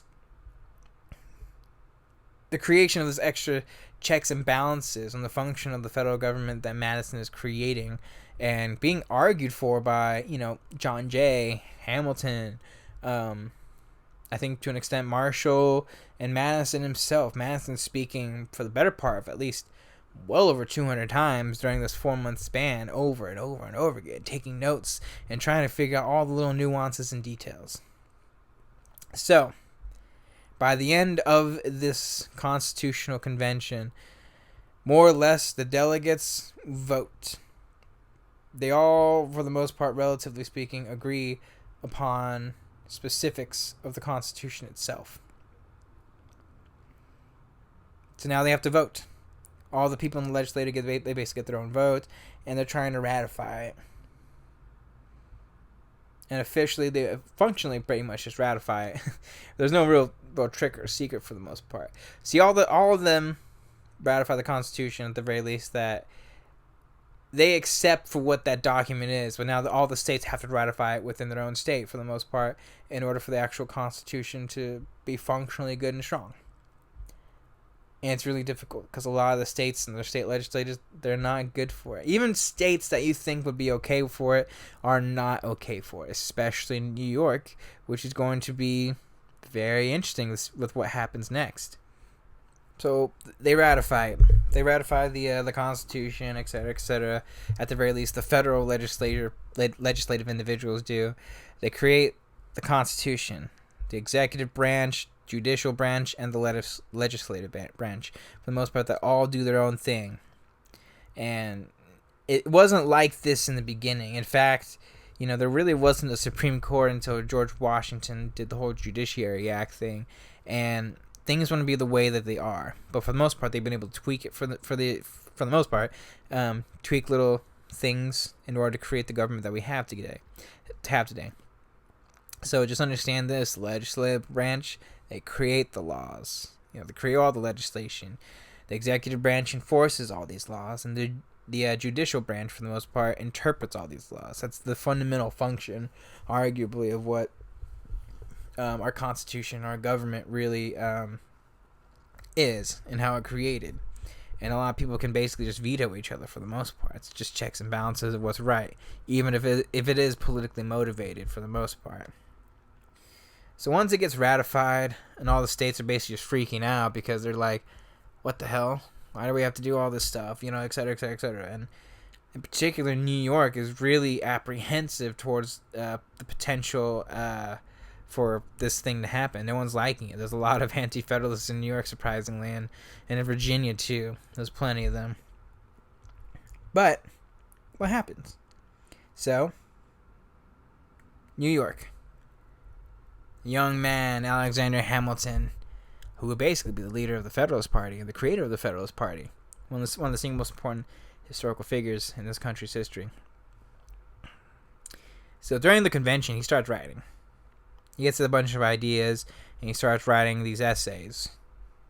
He brings on John Jay initially in the beginning. And let me make it very clear: the creation of the Federalist Papers and the idea of it's up to interpretation. Some people say Madison started it. I think Hamilton started it, and Madison came along when he came to understand it. They're both in the North. They're all in the North, in New York and the Philadelphia, Boston area, Massachusetts area, and basically. Hamilton starts writing these essays on how the government works, and it's disseminated into newspapers, and newspapers to all, not first in New York, and then eventually throughout the entire country, under the name Publius. I'm doing tongue-tied.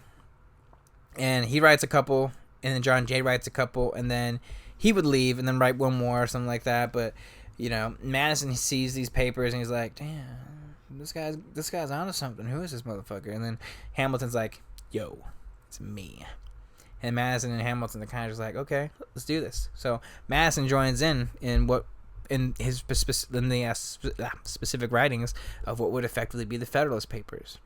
The Federalist Papers, by the way, are the actual essays and documentation that we've been using for the better part of the last 200 years to functionally interpret the Constitution and how we should run our government in the way that it is intended to be run. And the reasons for ratification of the Constitution, obviously, for those specific reasons. So Madison starts writing a couple of them, and then he goes back to Virginia soon after while writing some more of these to basically fight for the ratification of the Constitution in Virginia itself. And it's a fascinating time. You gotta understand too, like everyone's doing their own lives, they're all doing and dealing with their own personal things and whatnot. In terms of family life, and like Madison, for instance, he's dealing with all his family drama still. It's not really drama. It's not really the most well-known thing, but he's taking care of his family, or he's trying to at the very least, and he's this big name and representative of his family. But he's also dealing with his own health too. He's still sick. The Virginia heat, the Philadelphia heat, it's been really tough on him, and like this guy is working non-stop. He just keeps going and going and going and going and going, and he immediately after starts writing a couple of them, comes back to Virginia, continues to write a couple of them more.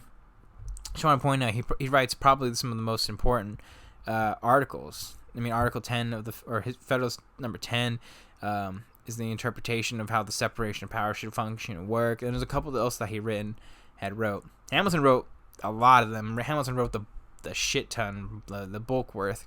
Hamilton, I think, wrote at least 50, and Madison wrote about 28, 29, probably a little bit more.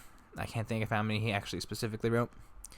But ultimately, he ends up going back to Virginia, does this whole thing. But he comes with Washington. He and Washington are basically pretty tight at this point. And Washington's looking at him and Hamilton as like his main key advisors on how the federal government should act. And Hamilton gives Washington, it might have been Madison, but Madison gives Washington a couple of copies of the Federalist Papers. And Washington was already going to be a Federalist and vote for the Constitution, et cetera, because he had just been dealing with so much shit during the war that he's like, we gotta do something. And if he was apprehensive, the Federalist Papers swayed him, because he actually got a couple copies of a couple of the essays themselves, and he's like, all right, I'm game, homie, let's do this shit.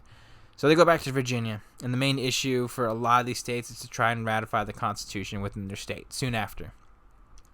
And it takes some time, a lot of debate, a shit ton of debate, and a whole bunch of people abstaining from voting because they're like, we don't want to do this vote yet until we have all the details out there, until we have all the arguments out there, etc., etc. And in Virginia, it's a very hotly contested debate for the most part. There's basically three parties, I guess you could say. There's the Federalists, Anti-Federalists, and people that don't know what the fuck is going on. Okay, On the Federalist side, you have Madison, you have Washington. They're arguing vehemently for the ratification of the Constitution, and the people who are anti-Federalists in Virginia, the one leading it, is a much older but still prominent Patrick Henry. And Patrick Henry's still a little bit salty from his defeat and whatnot. He's like, man, you're my homie. I thought we were gonna fucking do all this stuff. You know what I'm saying? It's just like, you lost, homie. I beat you on religious freedom, son. And then the debates are fierce. For a long time, these guys fight each other, attacking each other. And it's tough, too, because what makes, Madison beating Patrick Henry the first time was fascinating, because Patrick Henry is probably one of the most fierce orators and debaters in the country's history, And the main reason why he won the first time was based off of a fundamental functional argument. So it's a much easier argument for Patrick Henry to basically say, we just don't want, the federal intervention of our, or of our rights, for the most part, not constitutional rights yet. But, Madison is basically if he's going to win in any of these debates, he's going to basically be the kind of guy who's just got to really have his argument sound for the most part, or he's just not going to win. So the debate's fierce. Washington's basically like, what are you doing, Henry? Come on. And this is where, I guess you could say, really in Virginia, where like the idea of a Federalist and an Anti-Federalist really begin to prop up and come up for the most part. The Federalist being obviously for pro-Constitution, Anti-Federalist specifically being anti-Constitution for obvious reasons.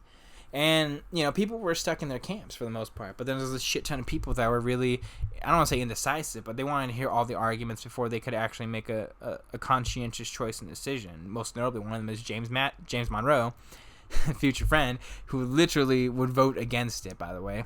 Very, very, very fascinating. So around this time, too, public opinion's really, really swaying. The Federalist Papers, under the synonym, or the name, alias, Publius. Publius was this Roman, was it Greek? No, Roman general, or Roman person, I guess you could say, who would effectively found the Roman Republic. A Roman general who would found one of the few people who would found the Roman Republic, and it really sways enough opinion in all the colonies, or at least to get enough of the colonies to really begin backing the Constitution itself. So some states are basically just beginning to ratify it left and right, bam, bam, bam, bam, and you need at least effectively like a 2/3 majority. So at least 9 of the original 13 colonies have to ratify the Constitution before, the actual federal government can actually be implemented. And it took some time, but Virginia and Madison and Washington, they would win out. And it was a very close vote for the most part, but Virginia would effectively win their battle in creating the Constitution and creating the federal government as being one of the states to ratify the Constitution. And I'm saying Constitution a lot. So once Virginia ratifies the Constitution, and 9 of the 13 colonies functionally ratify the Constitution, because you have to understand, not all the colonies ratified the Constitution. The last one to ratify it, I believe, by 1791, but I'm not sure. And around this point, it's about 1788, 1789, and once the government basically gets ratified and functionally established, again, things kind of move fast. People try to figure out what the hell they're going to be doing and how things are going to work. So, like, the first elections start being held for, the House of Representatives, Senate, etc., etc., and James Madison, decides he's going to run for one of these houses and House seats for the state of Virginia. And his opponent, ironically, is James Monroe. And it's actually initially a bit of a contested election for the most part between James Monroe and James Madison. They were not... I don't want to say that they weren't friends at this point, because their main companion and friend and ally really was Thomas Jefferson, that really bound them together. But they weren't, by any stretch of the imagination, home skillet people. In fact, it would actually be a really close election. I mean, Madison would win comfortably, but it did not initially help their friendship in the very beginning. Not to mention, too, Patrick Henry really trying to pull all the strings in order to get James Madison not elected. A lot of political partisanship and a lot of political issues. Politics, man, I'm telling you, it's in everything, and it's in things you don't think actually it should be a part of, And people should know that, okay? So he's one of Washington's closest advisors. He's a Federalist at this point, and Madison wrote fucking George Washington's inaugural speech for the. And in 1789, Washington is elected president, and he is elected into the House of Representatives. And a lot of people have to understand, James Madison at this point is like, 36, 37 years old when he gets voted in. He's young in relative comparison. The old guard of founding fathers are still there, so he's not going to be part of the Senate anytime soon. But he's finally and actually within the federal government itself as the Virginia House Representative.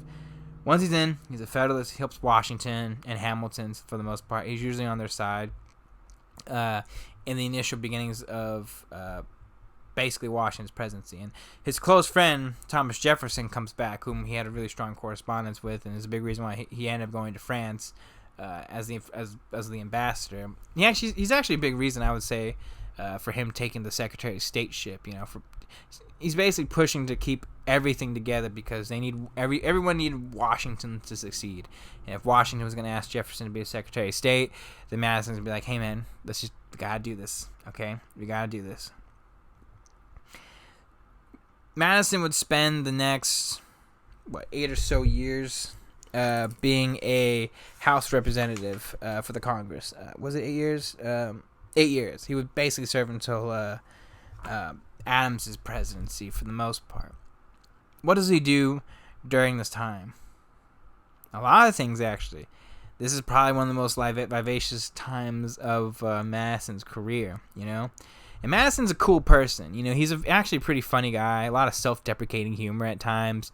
And there's a story about him getting frostbitten on his nose and it left a scar. And he's like, this is my war wounds and whatnot. Because he's making fun of the fact that he never fought in the war. And he was a really, really small person. Little tidbit I might have forgotten to mention. He was actually commissioned as a colonel during the Revolutionary War. But never fought in the war. It was more of an honorary thing. And he didn't really like that, and he felt like it was just people just gave him shit for that, justifiably so. It felt more like a little nepotistic thing with his father, James Madison Sr. But for 8 years, Madison would functionally shape, and I think had enough influence to really change this country in ways that we don't really process or think about. Really, I would say, in a truly realistic way. Here's what I mean.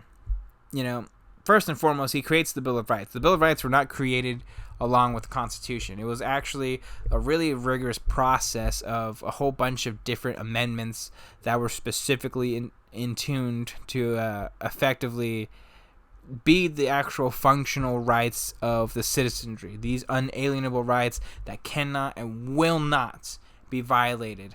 They will not be infringed. Okay? No matter what.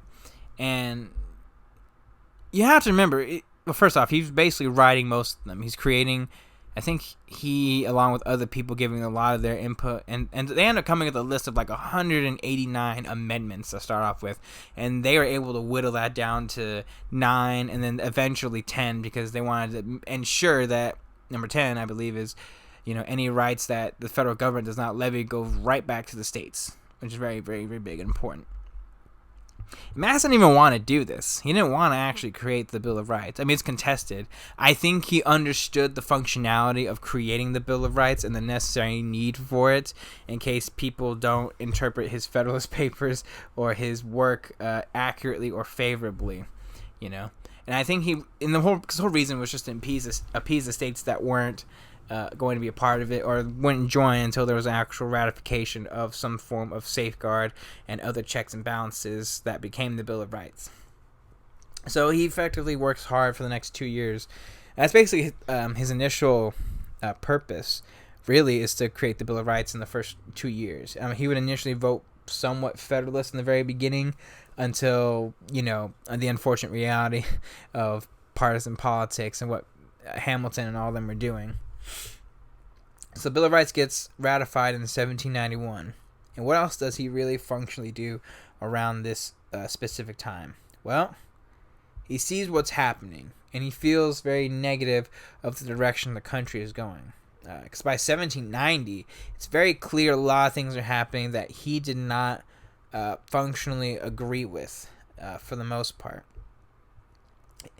because he was basically like, well, that now the states can be taxed and the federal government can do a whole bunch of different things. And then Hamilton, there's a lot of good and a lot of bad things about Hamilton, and I fucking loved Hamilton. But he was very optimistic. He's very stubborn too at times, almost to a fault, and he's really just blindly goes into things sometimes without really rationally thinking about it. And Hamilton himself had a reputation for a lot of these things. He's a barn burner too, and when they come up with the idea that the states will basically all, like, the federal government's going to take care of the debt of all the states, Madison's basically like, whoa, what are we doing here? What are we doing here, guys? We shouldn't be doing this, I wrote this thing, so we shouldn't really be doing anything like this. And, it would create the whole backroom deal that would effectively, with Hamilton, Madison, and Jefferson, Madison at this point is Jefferson's closest ally, within the actual Congress itself. He's not a full-blown, Democratic Republican yet, but he's starting to creep towards that side, and at the very least, he's going to be closer to Jefferson than anything else, because they're homies for life. And that backroom deal basically did two things. If you don't know what I'm talking about, there was a specific deal that went around and about for the states to actually, for the federal government to take on all the states' debts for the most part, which required them to heavily tax people on tariffs, et cetera, and some form of actual the whiskey tax, for instance, to take on and pay off the debts of the states. And not a lot of people were for that. The most ardent adversary to that was Thomas Jefferson. Thomas Jefferson was like, that's not happening at all, okay? So Thomas Jefferson, and being someone who's, his fucking best buddy wrote the goddamn Constitution, and they brought him there, and they actually had dinner one time in basically like a pub, and had a meeting to try and work out specific details, because Hamilton's giving his perspective and point of view, and he's just like, look, man, we have to do this. We just gotta. What is it going to take for you to allow this to happen and get the people on your particular side of the growing partisan political divide to really vote and ratify this? And Jefferson basically just says, hey, you give us the capital, because the capital was in it was in Philadelphia and then New York for the meantime. And then Jefferson's basically like, if we can have the capital in the South, if we can put it in Virginia, in this swamp area that would be known as D.C., the District of Columbia, we'll be amenable to maybe taking on some state debt. So they agree to that, and then effectively all the states basically have their debts taken on by the federal government, and Washington D.C. officially becomes the country's capital. It's around this time too that basically the political ideas and the political parties are really starting to form, and Madison's starting to vote more in line with what would effectively become the Democratic Republican Party. Certain little aspects and things a lot of the issues back then are still very pertinent, even later on in the years, even during the Civil War era, where it's I don't think the federal government should be a part of implementing internal improvements, et cetera, et cetera. Because Madison's basically just I am a strict constitutional republic individual, and I think we just need enough money in order for a federal government to basically, function and work. Because Madison's always been a states' rights person. You have to understand that. He's always been a states' rights person, but he understood the necessary evil in his mind of a federal government, and a federal government that, if worked properly with the right amount of checks and balances, that this could actually work and be something.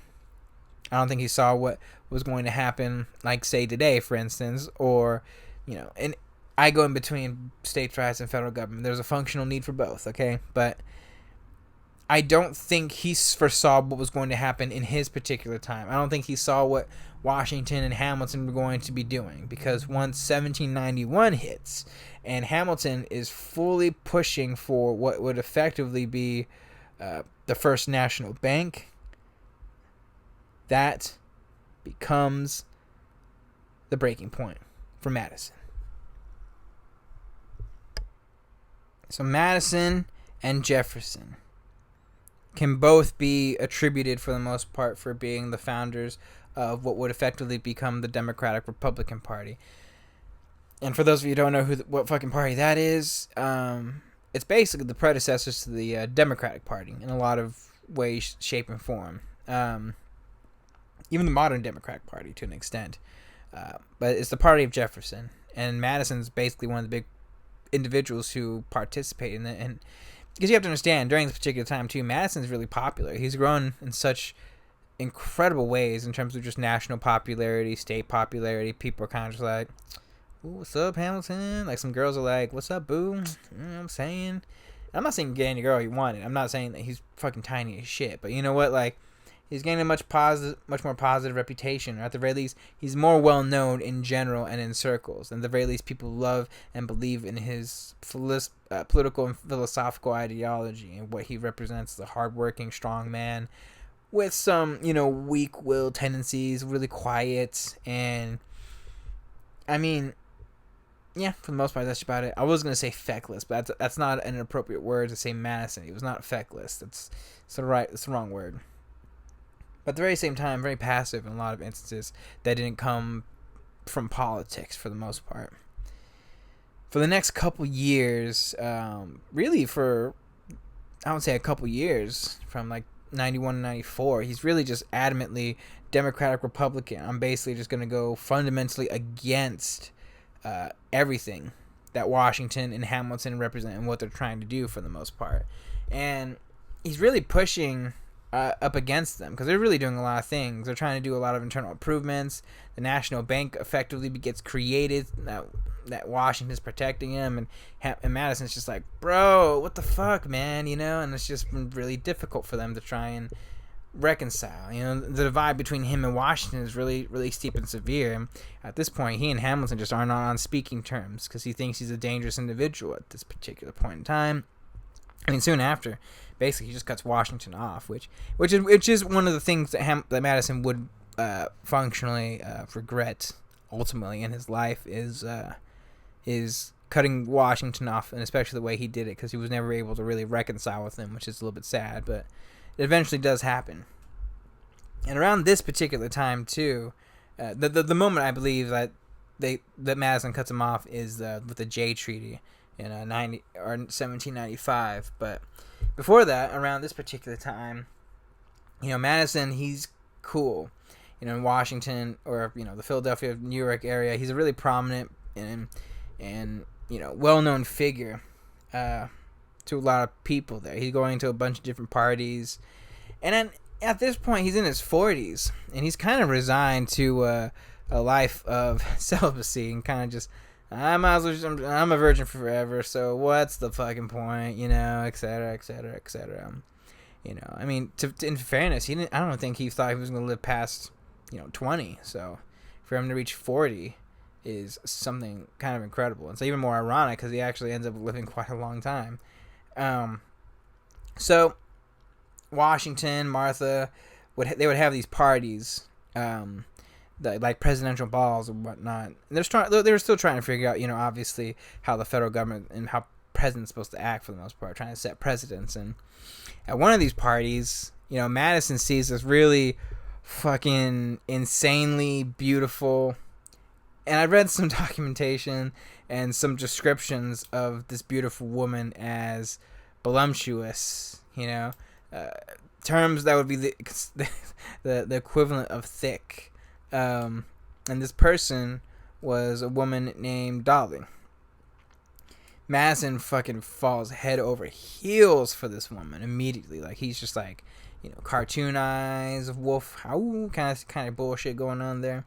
And he asks, at this point, a relatively close friend in Aaron Burr, who is everywhere in history at this point. He's in so many fucking weird moments in history that he actually introduces Dolly to James. And immediately they take a liking to each other. She's an inch taller than him, too. I think that's really fascinating. But she likes his gentlemanness, his quietness. He's kind of cute. He's basically someone that, when you really look at on the inside, he's just this really sweet person. Dolly Madison, eventually she would marry him in 1794, and her name would be Dolly Madison, and she had a son from a previous marriage, and I think named John, and she's basically the fucking most polar opposite individual in relative comparison to James. She's loud, she's not quiet, she's very strong, pretty opinionated, and she's just basically like this vivacious, lively individual. I mean, I would argue probably her marrying him becomes like a bit of a crossroads moment for James Madison, because most people only wanted to talk to James at times because they were able to get to meet Dolly, who's this really beautiful, incredibly vibrant individual, and like really assisted in his political career in many ways, shape, and form. I'll probably talk about Dolly just a little bit more, but just to briefly explain, they have this really tremendously loving and really powerful relationship, and I would say this is one of the more higher presidential love stories. It's probably top 10 for sure, no doubt, in terms of the actual love, affection, and care that they had for each other. And even in old age, they would basically be part of each other's lives in such a strong and compassionate way that he became a doting stepfather to her child. And it takes a lot even back then, although if I'm gonna be 100% honest, they were relatively poor parents. Did not properly discipline the kid. Although I will say, in fairness, when you're running the country, it's a little bit hard. So it gets tough in comparison. And Dolly, if you don't know who she is functionally and why I'm really specific about her right now, is the reality that she can be generally accepted as the individual that coined the term First Lady. She's the one that sets, I think, a lot of precedents. How presidential balls go, how people should, coordinate with one another. She's a really incredibly educated, incredibly smart individual. She was capable of being in a political debate and conversation, although she chose to really not want to do a lot of those things. She'd rather be just a regular doting housewife, surprisingly, but she was okay with just domestic success at the very least, and just supporting her husband. She's a pretty badass woman. She would eventually save Washington's painting. It's a long story. But anyways, she's a pretty kick-ass lady and does a whole bunch of things for James that, she's the first lady, technically speaking. Obviously, Martha, Washington, all that, yeah. But, Dolly really becomes, the OG person. It's like Washington sets the president, but, the person that actually does that precedent, technically speaking, for instance, is Thomas Jefferson for the 2-term limit. Washington started it, but it really doesn't start the whole succession thing until Jefferson does it. So whatever your opinion of that is, for instance. So he gets married, and his popularity really only grows brighter and stronger at this particular point in time, and he just becomes a really solid individual in the congressional. He becomes the leading opposition to the Federalist Party, and at this point, the Federalist Party is just overtaken the entire Congress. And a lot of things are happening in this country. The cotton gin's made, and it's starting to gain prominence in the South specifically. And this country is improving. The economy is really starting to trend in the right direction now that people aren't really functionally in debt, and the first bank the First National Bank starts creating a lot of money for a lot of people, a lot of different loans, and things are looking up. But for the most part, it's him in the House specifically, and I think Monroe in the Senate at this point, leading the opposition against the Federalist Party. And they're against basically everything that happens from here to both of them, or him leaving the office for the most part in 1797. He's against the Jay Treaty. He's against a whole bunch of different. He's vehemently against the whiskey tax. And just a lot of shit for the most part. And he's aggressively against. And when Jefferson ends up leaving office, he's basically like, well, fuck, I will lead this party. You can chill, Jefferson, and take a break because you got your fucking migraines and shit.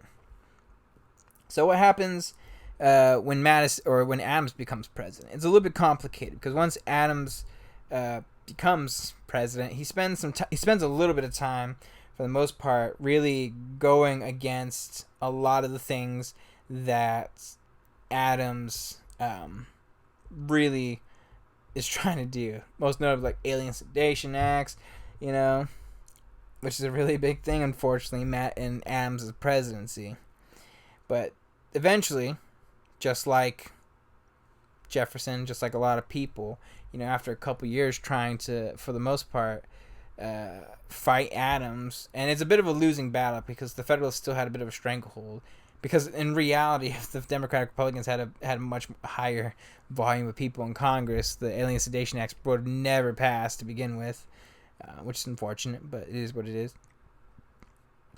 It's a losing battle at this point because the Federalists have such a stranglehold on this country, specifically the North. They have the South locked up for the most part, in terms of how the country is, and the country's a little bit in a tricky position because, you know, the taxes, the war is not popular, the quasi-war is not popular, and it's a lot to take in for Madison. It's a lot to deal with, especially after doing this for the better part of 10 years as a House representative, you know, and it's just exhausting. So Madison in 1799 decides he's not going to run for re-election, and then ends up deciding he's going to retire. And let me make it very clear, because when a lot of these people retire, they genuinely want to retire. You know, like a lot of people, especially around this time, even nowadays, you know, once you retire, it's just like, I'm done. I want to like just chill, you know. And I don't think, and let's be fair, a lot of people have. Once you get like politically initiated, I think it's really hard to get out of it now. You know, when you think and learn about politics nowadays, it tends to really grossly influence you, and it's really difficult to get out of it and not be a political person. So, you know, and it's tough. But I think Madison is one of the very few people that I think was genuinely ready to retire, because a lot of events were going to be happening around this particular time in his life. Like things like his father. His father at this point is very, very old. His mother is getting up on there in age, and he basically just came home to the family farm. The family farm was still under his, the Montpelier estate was still under his father, and his father would die, unfortunately, in 1801, in which case James Madison Jr., being the oldest son, would inherit the estate entirely, and effectively, for the time being, run part of the plantation, etc., and really be a big part of them, you know, growing crop. He was never really an effective farmer, but he was very adamant and attempted to really try to be an effective farmer. Most of his siblings and Ambrose would basically be the one to run the show for the most part and make it, at least relatively speaking, a profitable venture, at least profitable enough for James Madison's stepson to eventually be a future alcoholic, unfortunately. So, you know, and gambler, and, you know, it's just kind of funny. Like his stepson is the complete opposite of Madison in a lot of those regards and respects. So what else does Madison do during this time? He reflects. He thinks about, you know, where is the country headed? You know, what am I doing? Did I do something wrong? How can we, you know, because the Federalists are basically having a stranglehold, and while the presidential election is effectively going at this point, where it's basically between Jefferson, Burr, Adams, etc., you know, he throws his hand in there to support Jefferson in any way that he possibly can, whether it's through some finances, some campaigning, not really campaigning, but like, you know, newspaper influence, etc. You know, Madison, I think, is in a bit of a crossroads at his point too, because, you know, you have to self-reflect sometimes, and when you're in this retirement phase that he's in right now, he's probably just thinking, did I do the right thing in attempting to create this government? Because I feel like I'm fucking up right now, because we're not looking too hot. Like, really put yourself in his shoes, you know? It's just like in 1787 or 1789, it's like, yeah, we did this. We're creating this government. It's awesome. And then 10 years later, John Adams is being, you know, marked as a, is being marked as like a fucking tyrant and monster, and he's just like, this is exactly the problems that I did not want to do. I did not want to go for. So when the election comes around, I mean, obviously he was always going to support Jefferson, but for the most part, when Jefferson wins, you know, people need to realize when Jefferson wins, that's a big moment for a lot of people, because it meant that the party of the people, or at the very least the the specific leaders that are going to represent the people, is back. Like Jefferson's the man of the people, and he's going to represent us as the man of the people. And that was a really big moment for a lot of United States citizens, and a lot of Americans. And immediately, Jefferson sends word after he wins the election that, because you have to remember too, for the presidential cabinets and all that, like the presidential term starts in May or in March. So when the election comes around, there's like a 4 or 5 months gap in between. They wouldn't change that until a later election, I believe, during FDR's term. The main purpose was to create less lame duck congressional congresses and whatnot. So after some time, Madison gets the word. He kind of reflects for a little bit, and I think the biggest reason why I think he takes it, first off, is political gains. He's not going to go. It's an opportunity of a lifetime, really, at this point. And above all else, I think he really wants to kind of try and make change, real change that's going to be sustainable, that's not going to lead to any monarchy. And he thinks that Jefferson and he can really do some stuff. So Jefferson asks him to be his Secretary of State. So in 1801, Madison becomes Jefferson's Secretary of State. And it's kind of tricky. A lot of people were, I don't want to say a little bit upset by this or by this reality. If you hear the dogs in the background, I'm very sorry. They're kind of old and they're kind of dumb right now, and they're just going to keep barking, so I apologize. Anyways, it's interesting because the Secretary of State ship for him is kind of a bit of a random one. I mean, it's difficult for him because at the very least, the biggest problem with the Secretary of State ship for Madison is he has literally no foreign policy experience. The more realistic individual in that particular capacity probably would have been James Monroe. I mean, at least he was the ambassador and minister to France for the most part, so it is what it is. But he was chosen partially because, in reality, he was a hardworking man who understands the specific details. He was going to be really just on it like Sonic, working himself to damn near death at a certain point in reality. I'm going to do this in no particular order. Madison's time as the Secretary of State for Thomas Jefferson can be really simplified with 4 or 5 specific things that are very pertinent to Jefferson's presidency that he is grossly a part of. And also just, if you want to understand Madison's time as Secretary of State, he's basically just tied to the hip of Jefferson. He's basically just Jefferson's go-to boy for the most part to get shit done. Whatever Jefferson isn't doing specifically, he's basically delegated that to Madison to handle for the most part. And in fact, it actually reached a point where Jefferson's just fucking exhausted from being the fucking president and dealing with all this bullshit. I mean, in fairness, that he caused, at least for a second term, that Madison effectively ends up becoming the president for, or at least the standing person who's making most of the decisions in the last year or so as like the stand-in individual. It's kind of interesting. It's also a big reason why he ends up becoming the heir apparent to Jefferson around this point in time.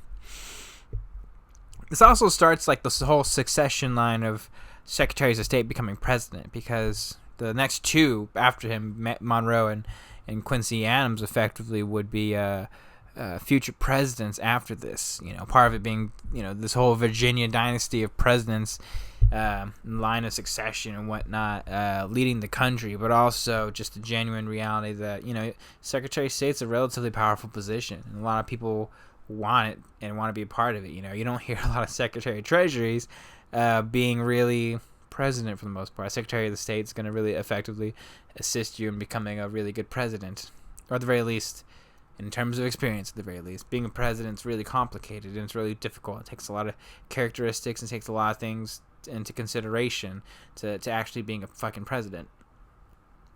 So what is Madison doing during this particular time? Well, first and foremost, his wife, Dolly, is a kick-ass woman. And since Jefferson never remarried and his wife had died much, much earlier, about 20 years earlier, damn near at this point, Dolly effectively becomes the first lady during Jefferson's time period as president. She's the stand-in for the most part. If not her, then it was Jefferson's daughter. But it's mainly Dolly.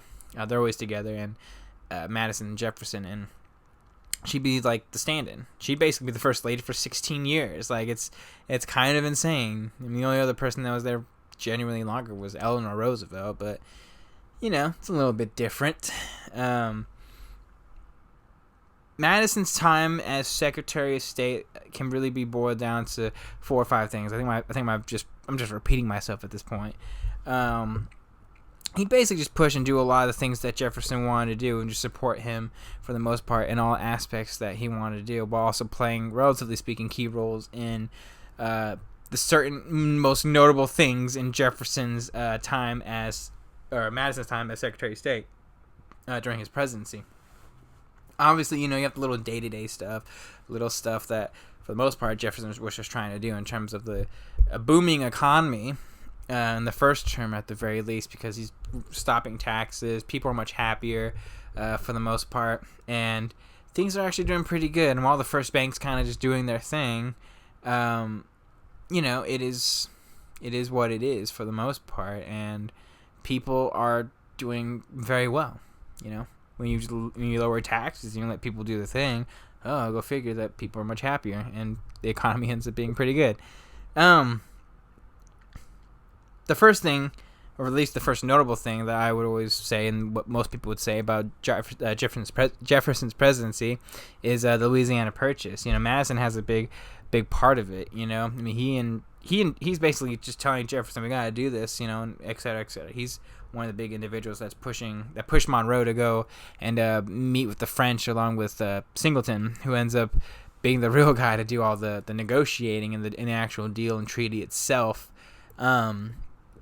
That Madison, it's funny. The main reason why he's so important is because Jefferson struggles with the Louisiana Purchase, because he's such a states' rights person that he's like, I think we need to create another amendment for this. And Madison, he's like, I created the fucking document. You don't need another amendment. Just go buy it. We'll deal with the consequences later.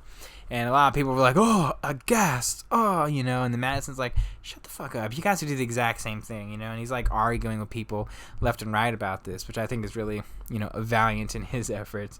Because this is just, if you can get land for effectively like 2 cents an acre today, which would be like, what, with inflation and all that, like $10 or like $5, like, are you fucking kidding me? Like, we're not hesitating. If you can get like just a plot of land, like just a plot of land itself, like, I have family in rich parts of California, and like the land itself with no home was like worth $400,000. So I mean, come on, we're all being realistic. And the Federalists were the ones that are basically just like, oh, gosh, this is horrible, et cetera, et cetera, et cetera, et cetera, et cetera. Along with that, he's also during the Barbary Wars, he basically was one of the people that's really pushing for neutrality during the conflicts with Britain and France, and siding with the Dutch and whatnot during fighting all the pirates and stuff. It is notable too, the main 2 things that I think really are pertinent, I would say, to Madison's time as Secretary of State. And again, this isn't really no particular order. I'm going to be more in particular of the order for the most part during his presidency, and trying to keep order of that. So I do apologize if this is confusing. The first notable thing, though, that I have to point out in terms of Madison's time as Secretary of State is the actual Supreme Court case of Marbury versus Madison. Marbury versus Madison is a fascinating case, because the backstory to that, for the most part, and I'm probably going to get some of this wrong, is during John Adams' time as president, he's basically trying to appoint a whole bunch of different Federalist judges, and Jefferson, by the time he becomes president, basically just tells those people to fuck off and either fires them and moves them in different positions to put in his own people, for the most part, to get power and relative control, and get his people in. And it is what it is. And one of these judges that was gifted an opportunity, or was supposed to be appointed but didn't get the opportunity to for whatever reason, that was appointed by Adams, was Judge Marbury from Maryland. And basically Madison just did not hand the commission over to Marbury when he should have, or at least constitutionally speaking. And it creates a bit of a hullabaloo. Marbury's mad, everyone's all upset, and Madison's like, let's take this to the fucking Supreme Court. And the biggest problem with the Supreme Court is that Thomas Jefferson's second cousin, John Marshall, who they basically hate each other, effectively is there as the Supreme Court Chief Justice. Marbury versus Madison is the specific case that creates the power that the Supreme Court has. So if you want to thank the Supreme Court for having some atrocious judicial decisions and great judicial decisions, you can blame James Madison primarily. Technically speaking, you can primarily blame James Madison for that, for not handing the appointment over. Because the ruling itself basically said that while what Madison and Jefferson did was technically and constitutionally not okay, they basically said that they couldn't really enforce them choosing to do it or whatnot. So what effectively happened is Madison and Jefferson won out in what they wanted for the most part, because they didn't have to appoint Marbury, but effectively gave Supreme Court the ability for judicial review, that they can actually interpret the laws and say that they are constitutional or unconstitutional. And that's a really big thing, because at that point, it effectively will mess Jefferson and a lot of the Democratic Republicans up until about Andrew Jackson, that they have a federal Supreme Court judicial system for the most part. I would also say the most notable thing, which I think does not get enough credit about for being the one thing that I think is truly the largest blemish on Jefferson's presidency, and undoubtedly Madison's time as Secretary of State, and that has to be the Embargo Act of, I believe, 1806 or 1807. Because you have to understand, again, like I probably said with Jefferson, there's a lot of tensions with Great Britain, there's a lot of tensions with France, and Napoleon's fucking everything up at this point. I mean, this motherfucker's kidnapping popes left and right. He is basically just trying to dominate and rule everybody. He's appointing his own fucking kings and shit, then naming themselves Napoleon and Bonaparte and all that stuff. And like, Napoleon getting divorced too around this particular point in time. It is fascinating. It is incredible. It is also a very fundamentally struggling and rough time in this country's history. So, Madison and Jefferson just getting sick of their basically their ships getting looted left and right. British taking the imprisonment of their sailors for the most part, because they think they're British colonists still.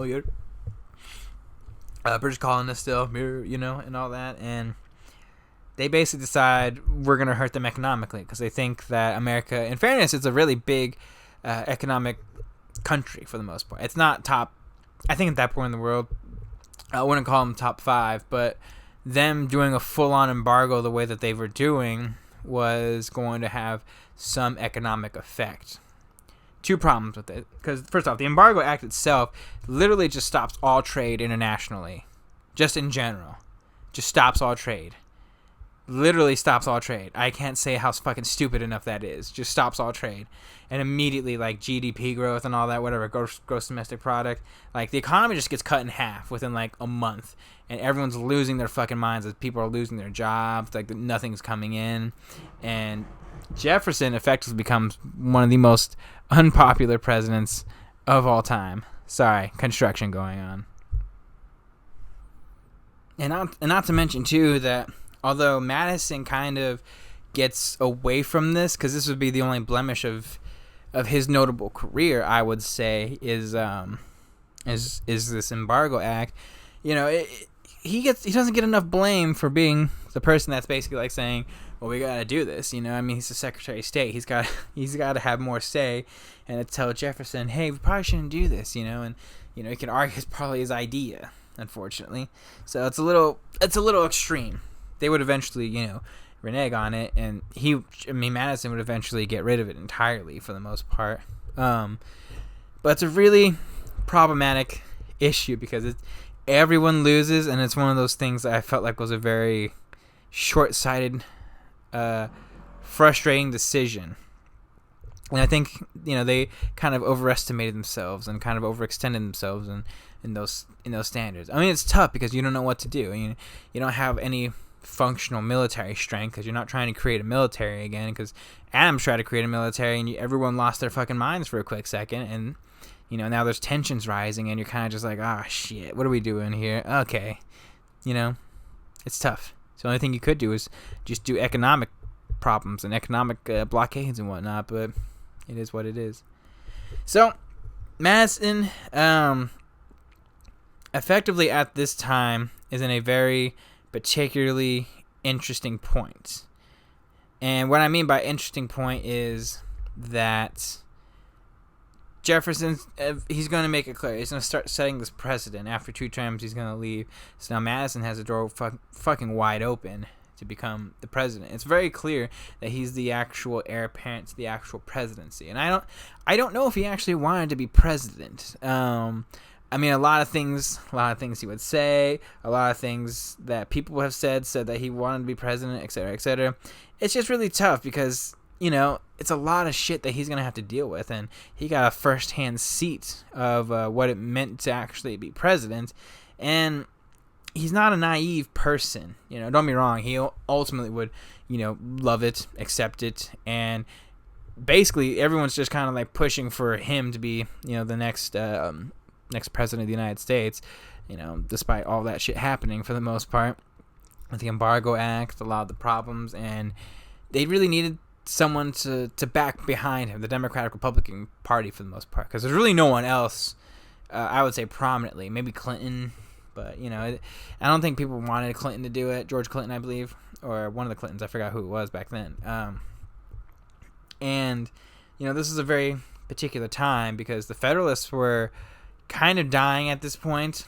They hadn't had a really strong candidate for the last couple of elections for the most part, and for the last election for the most part, and the the Democratic Republicans are basically at a weak point within this country's history because they're not very popular for the last the second term of Thomas Jefferson, and they're really because they've been looking ahead for a long time, and then their idea was like, okay, who's it gonna be? Is it Monroe? Is it Madison? Who's it gonna be?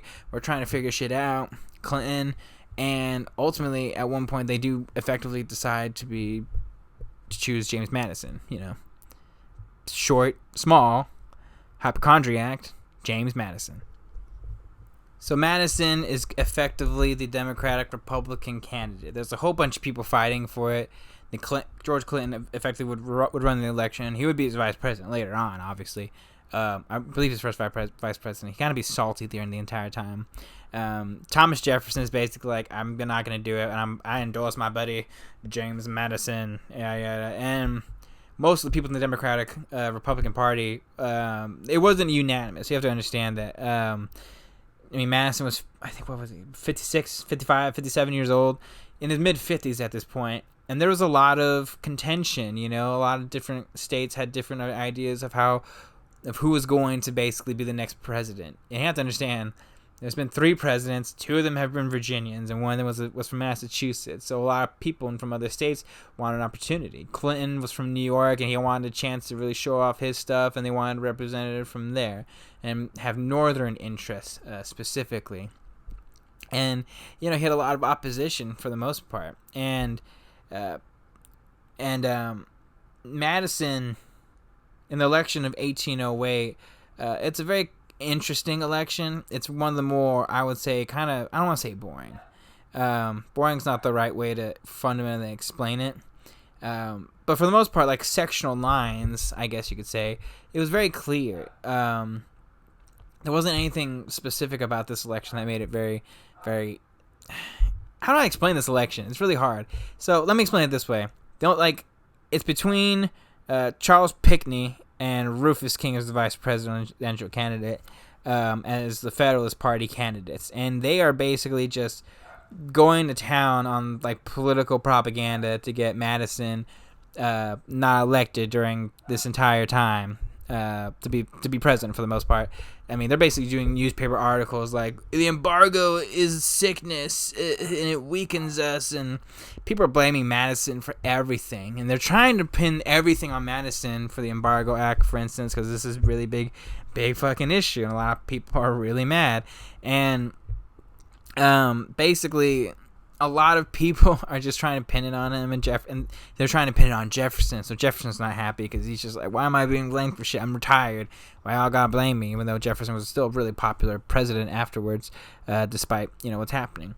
So at the very least, it depends on how you look at it, because for some time it was really contested of who was going to win. A lot of people were wondering what was going to happen because a lot of people thought the Democratic Republicans were really, really, really, really unpopular, and a lot of people were like, well, the Federalists can come in and fix things like that. So it really just depended on the popularity of the actual particular individual. And for better or worse, Pinckney was not someone that was a very well-known person, and James Madison was the Secretary of State, created the fucking Constitution, and just seemed like everything was aligning for him to effectively be president no matter what was going to happen. And ultimately, the election basically went down in that particular way and path. It was a little more peaceful than most, for the most part. Other than the actual certain newspaper attacks. But those are kind of a boring election. It was just more about like the narrative and the storyline about who's going to do it, who's going to change this country for the better. Will it be the Democratic Republicans or will it be the Federalists who are going to come in and try and fix things? And ultimately, the Democratic Republicans just stomped the shit out of the Federalists, unfortunately. Electoral vote being 122 to 27 is an overwhelming majority of the popular vote, by the way. I forgot the actual percentages himself. Around this time, too, James Monroe was really, really salty. They had built a very strong friendship while Madison was the Secretary of State. And it was really, really unfortunate because they were really good together, I would say, during his entire time there. And he sent them out. He sent Monroe out doing a whole bunch of different shit overseas, doing a whole bunch of different negotiations and treaties and shit. And Monroe actually kind of threw someone threw his hat in the ring for the election itself, but he ultimately didn't even come close to really getting a lot of votes and felt really embarrassed by the lack of votes, actually, and felt that Jefferson was just really specifically biased against him for Madison, and that really hurt their friendship. In fact, Madison wouldn't talk to Monroe for at least a couple years until he would ask Monroe to be his Secretary of State. So James Madison Jr. becomes our 4th president of the United States of America. Dun, dun, dun. So let's start off with his cabinet. It's a really interesting cabinet, to be honest with you. He would have a couple holdovers from Jefferson's administration, notably Gallatin, who was his Secretary of the Treasury. George Clinton would be his vice president. He ran third party and just lost him an election, so he's not salty whatsoever. Monroe would later become his Secretary of State in 1811.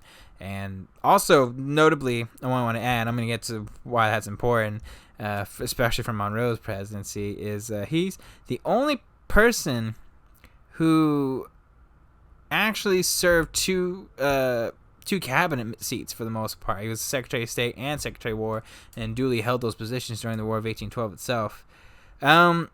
He only had 2 Supreme Court justice nominees. Notably, in a similar way to Jefferson, he had actually chosen 2 judges to specifically, that were Democratic Republicans, hoping to take down the Marshall Court. I forgot their names. I didn't even write them down because I didn't think they were that important, to be honest with you. Although everything should be important. I should be much more better than this, but I'm lazy right now.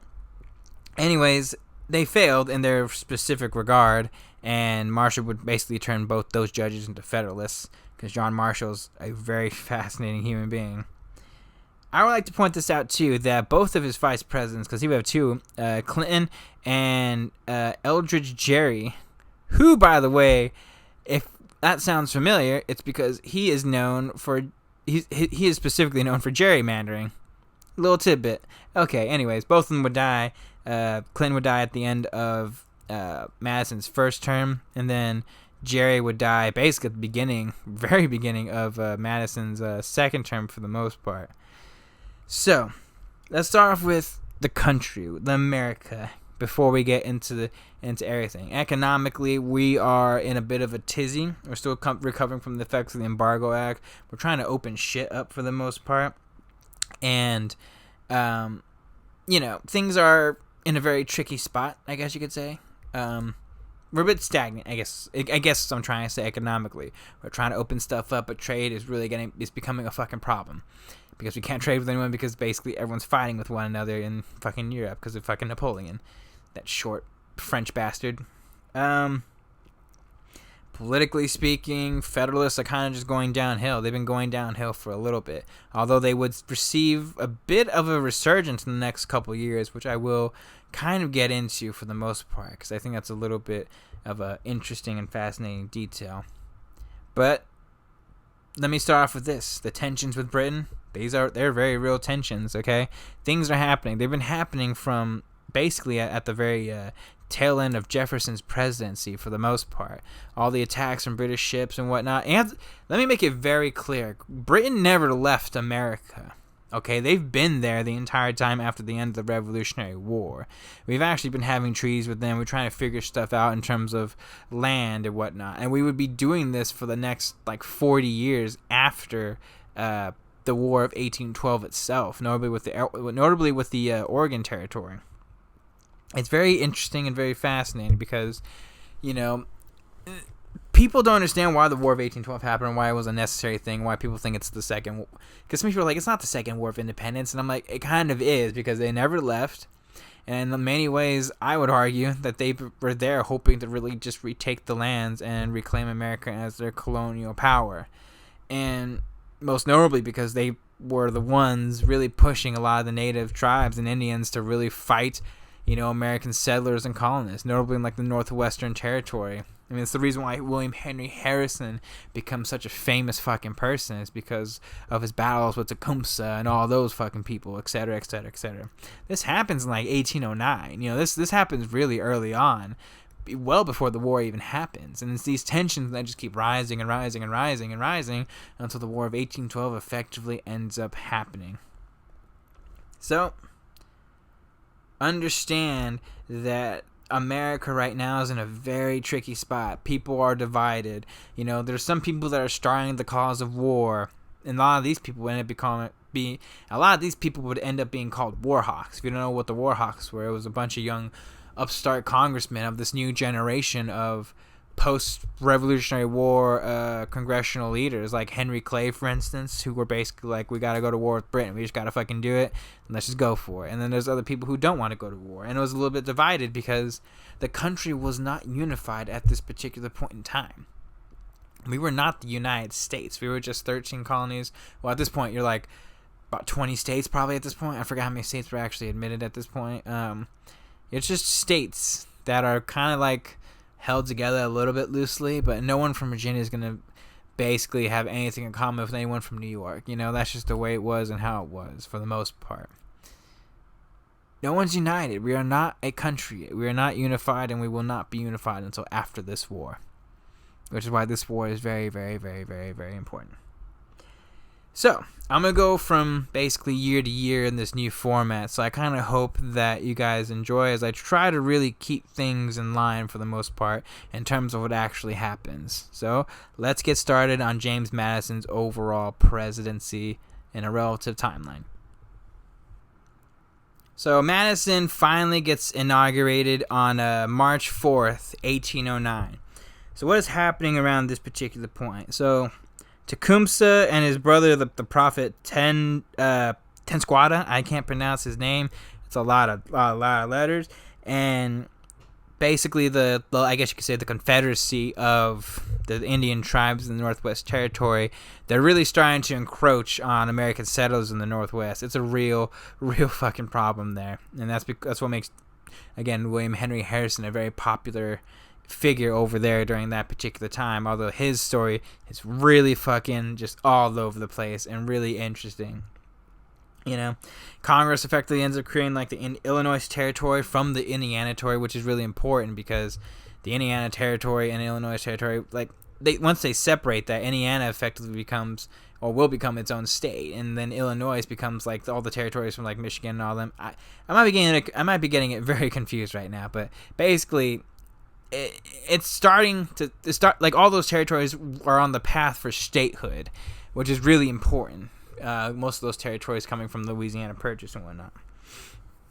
Around this time, too, the Supreme Court effectively starts doing a couple of notable cases. The most notable one being United States versus Peters, where the federal government is supreme over the states, or at the very least, that was the ultimate decision that was legislated or judicially decided upon for the most part. Excuse me. So, what is the first thing that Madison kind of does? Well, first and foremost, right before he gets inaugurated, he asked Jefferson to repeal the Embargo Act, and he replaces it with what is known as his Non-Intercourse Act. So basically, they're not trading with Britain or France, but they're trading with every other nation. So they can open up trade with Russia, the Dutch, etc., etc. It's not going to really stop the ships and whatnot, but at the same time, it's just going to... It makes things a little bit easier economically speaking. So things effectively start going on down the right path economically for this country to at least try and improve.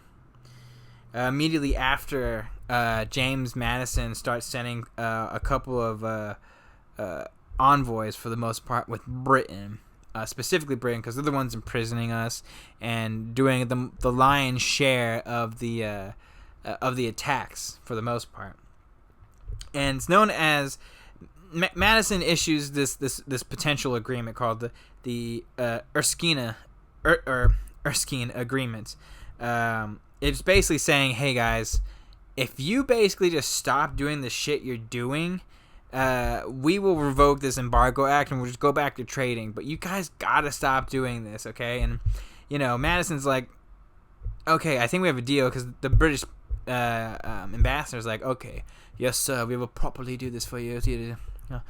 No biscuits, okay? No biscuits. It'll be cookies for y'all. And then when the guy goes back to the British Prime Minister, he's like, no, we're going biscuits all the way. And he basically just reneges on the treaty. And you want to talk about inflaming tensions? It's shit like that would really just piss me off, a lot of people off. And Madison was no different. He wasn't a war hawk, but he was someone that was basically like, we gotta do something because they're not gonna stop. And the whole purpose of the fucking federal government I created is to do this, is to combat what is happening right now. And he is not happy. He is very mad. And a lot of people hear about this and they're not happy and they're all mad. And this is like one of those things that really starts what the war hawks ultimately ends up, being one of like the deciding factors for it. Okay. So during this time, things happen. America's improving. Notable events, I would say, is Thomas Paine dies. So that's a really fucking sad story. The guy who wrote Common Sense, which really ignited revolution within this country, passes away. But around this time, a couple notable things happen. Like the first census comes around, and there's 7 million people in the country by about 1812, with 1 million of them being slaves. So that's really interesting.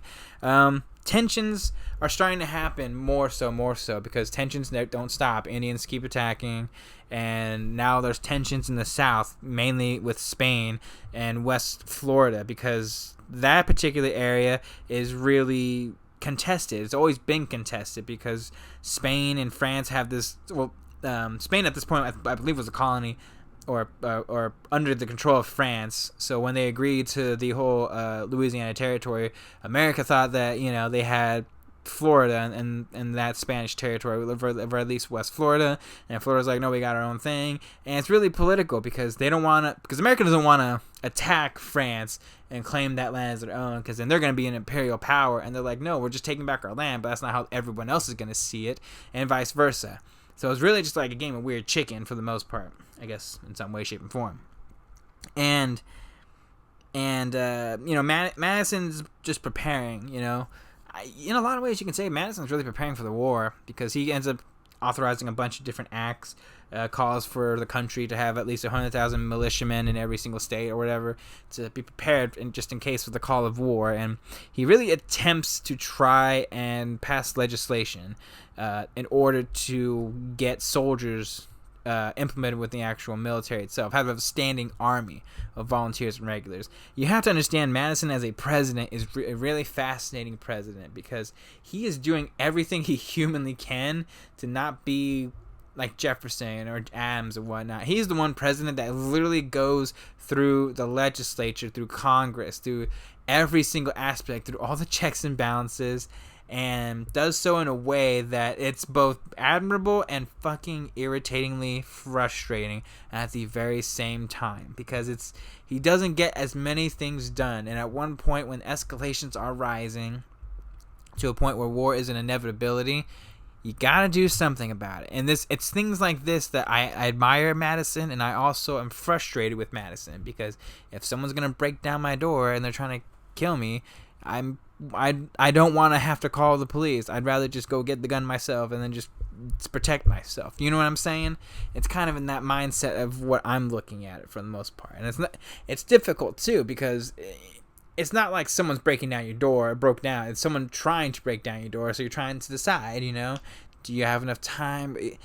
Madison is not the best decision maker as a president, and that's probably one of his biggest faults. He's very apprehensive and very deferential to a lot of things, which is fascinating, because he's a little bit of the opposite in when he was the Secretary of State. And it's not, and I mean it's a little bit different, I guess, being a Secretary of State versus president, because at the Secretary of State, he's basically just like, oh, you should probably do this, and kind of just going along with it. And then if he didn't really decide, he's just going to go along with Jefferson regardless. And Madison's just like, oh, it's all on me now. So who am I going to fucking...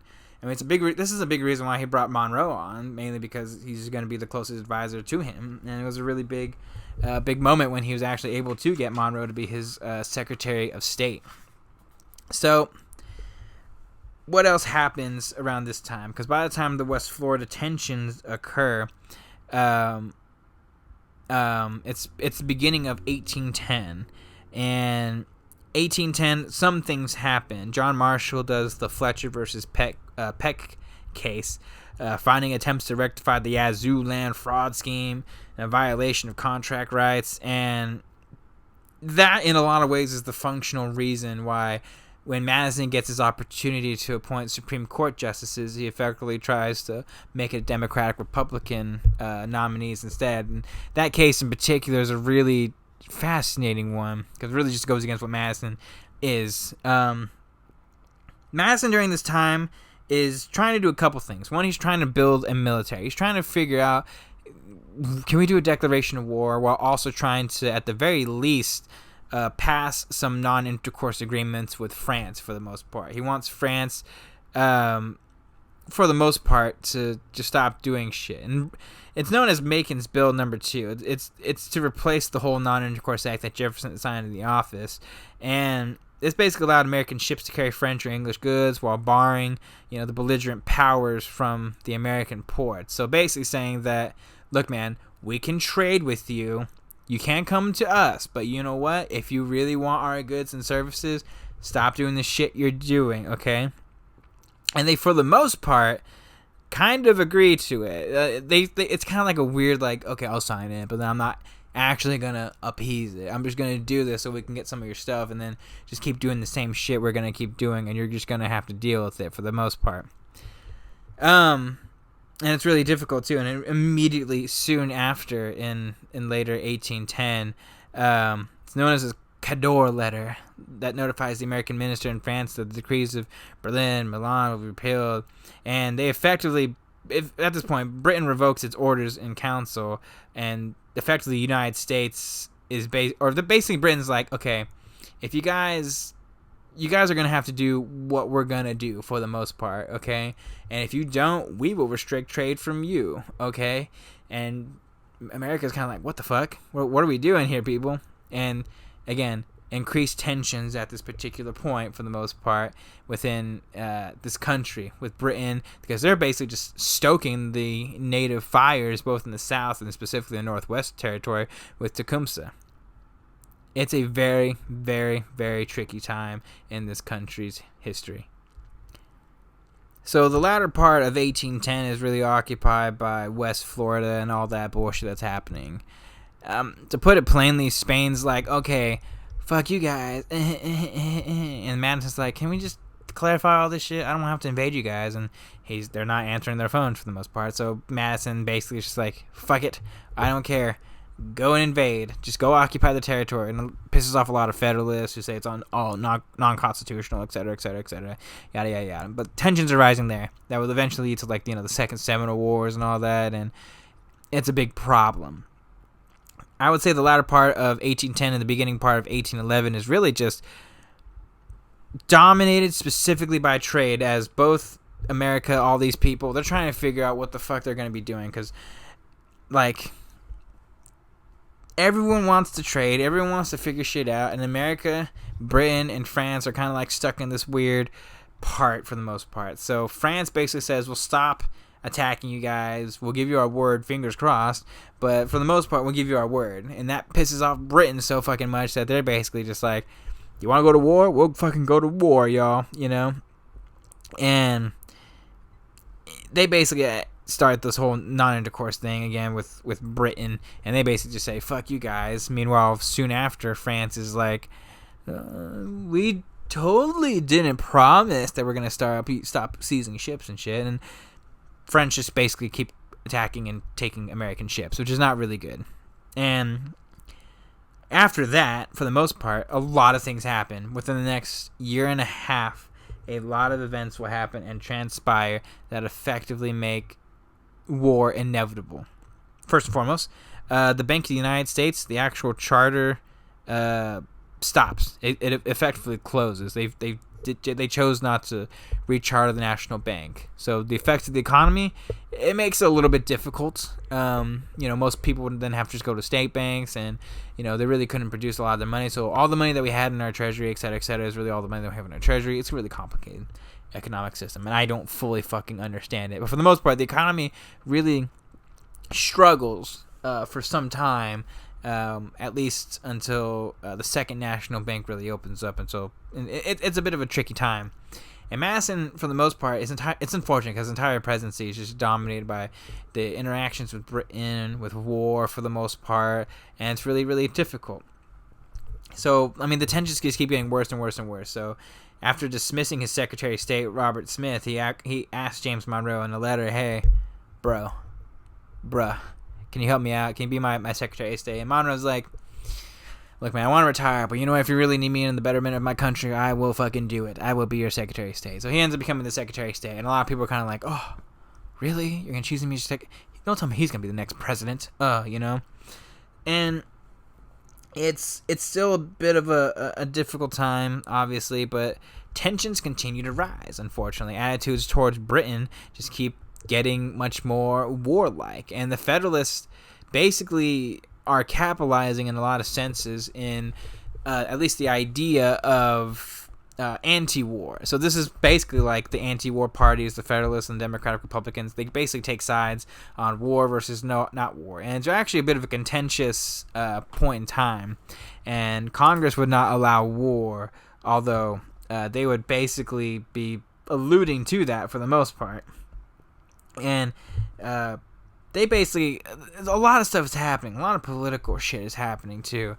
And Madison's just trying to, later on in the year of 1811, just be like, hey man, war's going to happen. We got to do some shit, or else, the war is going to come to us. British just keep attacking all the ships. And they're growing much bolder, I would say, in their intervention in America for the most part. I mean, the Battle of Tippecanoe happens in 1811, and for the most part, everyone's just getting sick of these native raids, and they're pleading in the Northwest Territory, hey, can you guys do something for the most part? Because it's been really, really fucking annoying, okay? So, basically, they sent a couple of bills into actual Congress itself, like the Army bill, the Navy bill, and for the most part, it's a bit of a contentious point that Madison's trying to do with Congress. They're trying to get both these bills passed. They want to strengthen the Army and the Navy. They say no to the Navy, and they say yes to the Army, only in a limited capacity and more of a protectionist kind of thing.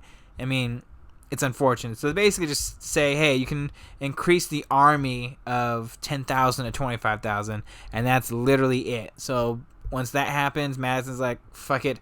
We will do what we can. So just go for it, and let's just fucking do it, okay?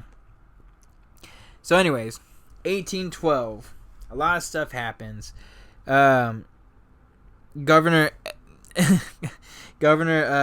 Elbridge Gerry, who would be his vice president, starts what would be known as gerrymandering. I think that's really fascinating, and he ends up getting a bunch of congressional seats, ends up basically and just being an important individual in this particular time. And tensions just really, really, really rises, okay? And I'm talking about like tensions all across the world are really rising, okay? And once 1812 hits, shit really hits the fan. I mean, Napoleon invades Russia at this point, so you have to understand that. And U.S. and the United States and Great Britain effectively will go to war with each other. I mean, Tsar Alexander the First with John Quincy Adams in Russia is like, hey man, you guys are right. You're like two siblings fighting, trying to mediate shit. How does it happen, though? Because it happens, for the most part, with... he begins drafting war messages to Congress in the middle... like, right before the summer. And then he effectively, by June 1st, is like, we are going to war. I don't know why I'm talking like Kennedy. But we're going to... They basically immediately, call for war, an action for war. And a lot of people are not happy about this, that are the anti-war party, And the United States officially declares war on Britain on January 18th, 1812. And around this time, they begin, creating a shit ton of militias and attempting to create some form of a standing army. What is the War of 1812? The War of 1812, in a lot of ways, has been described as the Second War of Independence. I would just say, to an extent, it is. I would say it's the war that made America America, like modern day America. There's no unity within this country until this war actually happens. And I would say it's the true war that tested America's mettle against our enemies and what we were capable of. And I think the War of 1812 is a deeply fascinating war that I'm going to go and do my own deep dive on in another episode. And I will explain it very briefly here. The War of 1812 is very interesting. It's basically British redcoats and basically just native Indians attacking settlers and muskets, and an even more disorganized army for the majority of the first year or two of the actual war's existence. It really isn't until 1815, outside of obviously some victories in 12, 13, 14, that we really get our shit together and things start really changing in the direction positively for this country, And it's also a very interesting war because I think this war is the war that really pushes the trust and security of the federal government, I think, more than anything else, because everything was just states' rights and people were just doing their thing. And once they burned the fucking Capitol down and the White House down, things really change. And I think that's a really important detail that I think people need to understand and really need to know. So I would say there's about like 3 or 4 theaters, depending on how you want to look at it. We had our naval theater, which was kind of insane because we only had like 15 ships and Britain had like 300, and we somehow won a couple battles. I don't know how that happened. But then you have like the Northwestern Theater with William Henry Harrison, and they have the Southern Theater with Andrew Jackson. And then you had like the Virginia kind of like Chesapeake Bay, Massachusetts kind of area, like the middle of the country, I guess, at this point. Where like the most notable thing in the middle part of the country would basically just be the burning of the Capitol, I would say, and I would say the bombing of Maryland, not Maryland, what was it? It's I believe it was in the city of Maryland. It was Fort Henry, where most notably our national anthem comes from. I'll just tell that story right now. It's kind of pretty and beautiful. That Britain, the British are just bombing the hell out of the fort, and they're fighting it for the most part. And the Francis Scott Key, he's his lawyer, I believe, and he's like a amateur poet, and he goes and sees the destruction and everything, and it's a brilliant fight and battle, and America stands strong. And when you see all the dust settle, all he sees is like an American flag with like 15 stripes and stars, and there's really no like specific amount. Like American flags really differed, but for the most part, the relatively similar design was still there, so it's kind of interesting. A lot of things happen within the next couple years all across the world. Like obviously, during over the course of this war, because once the war actually starts, this would effectively just consume Madison's presidency. And while he ends up getting reelected, I should probably start. Let me back up a little bit. First off, the first couple of things that happen are the surrender of Detroit, which is just a fucking embarrassment. Basically, the British just go and take Detroit, and General Hull, I believe, is just like, oh, I give up. Don't attack me. Don't attack me. Okay, you don't attack me. And around this time too, when he does do this whole declaration of war, the election's upcoming, and the election's a very tricky election too, because this election is basically just going to decide whether America is for the war or if it's for, anti-war. Ironically, the person who's going against is this young man from New York who will be governor, is DeWitt Clinton. He was a Democratic Republican, but he's basically representing the Federalists for the most part. It's a very tricky situation. And he represented Northern interests as well, so it's a Northern Southern thing again. And this basically is literally just like, if you're the incumbent, it's going to be tough because all the negatives are going to be on you, and if you're basically an anti-war person, you're not going to like Madison, and then vice versa, et cetera, et cetera, et cetera. So whoever won this was really going to decide the war, for the most part, whether we go to war or not.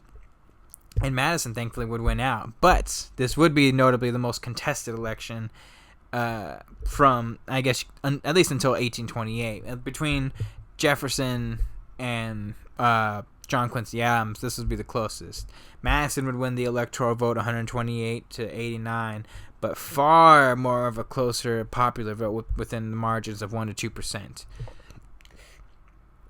And for the most part, this election was just more about the whole issues with the war itself. So it wasn't like anything personal, although the attacks obviously were personal, because he's like, War Madison, and it is what it is. Anyways, Madison eventually gets reelected, and once he starts his next term the following year, shit really hits the fan for the most part. Madison's cabinet is really frustrating because they go all over the place. They go back and forth. He's replacing a shit ton of members during this period in time, and it's really difficult. I mean, he ends up replacing a Secretary of War like 3 or 4 times. He ends up bringing John Armstrong in, who ends up being a confusing and relatively ineffective Secretary of War, in which case, James Monroe would effectively take over on 2 separate occasions, and it's really complicated. Anyways, basically, Russia at this point is like, hey guys, you want to stop fighting each other? And they try and do some peace treaties, but Great Britain's like, oh, we're going full bore at this point. We want to fucking win, and we're fucking just gonna go for it, okay?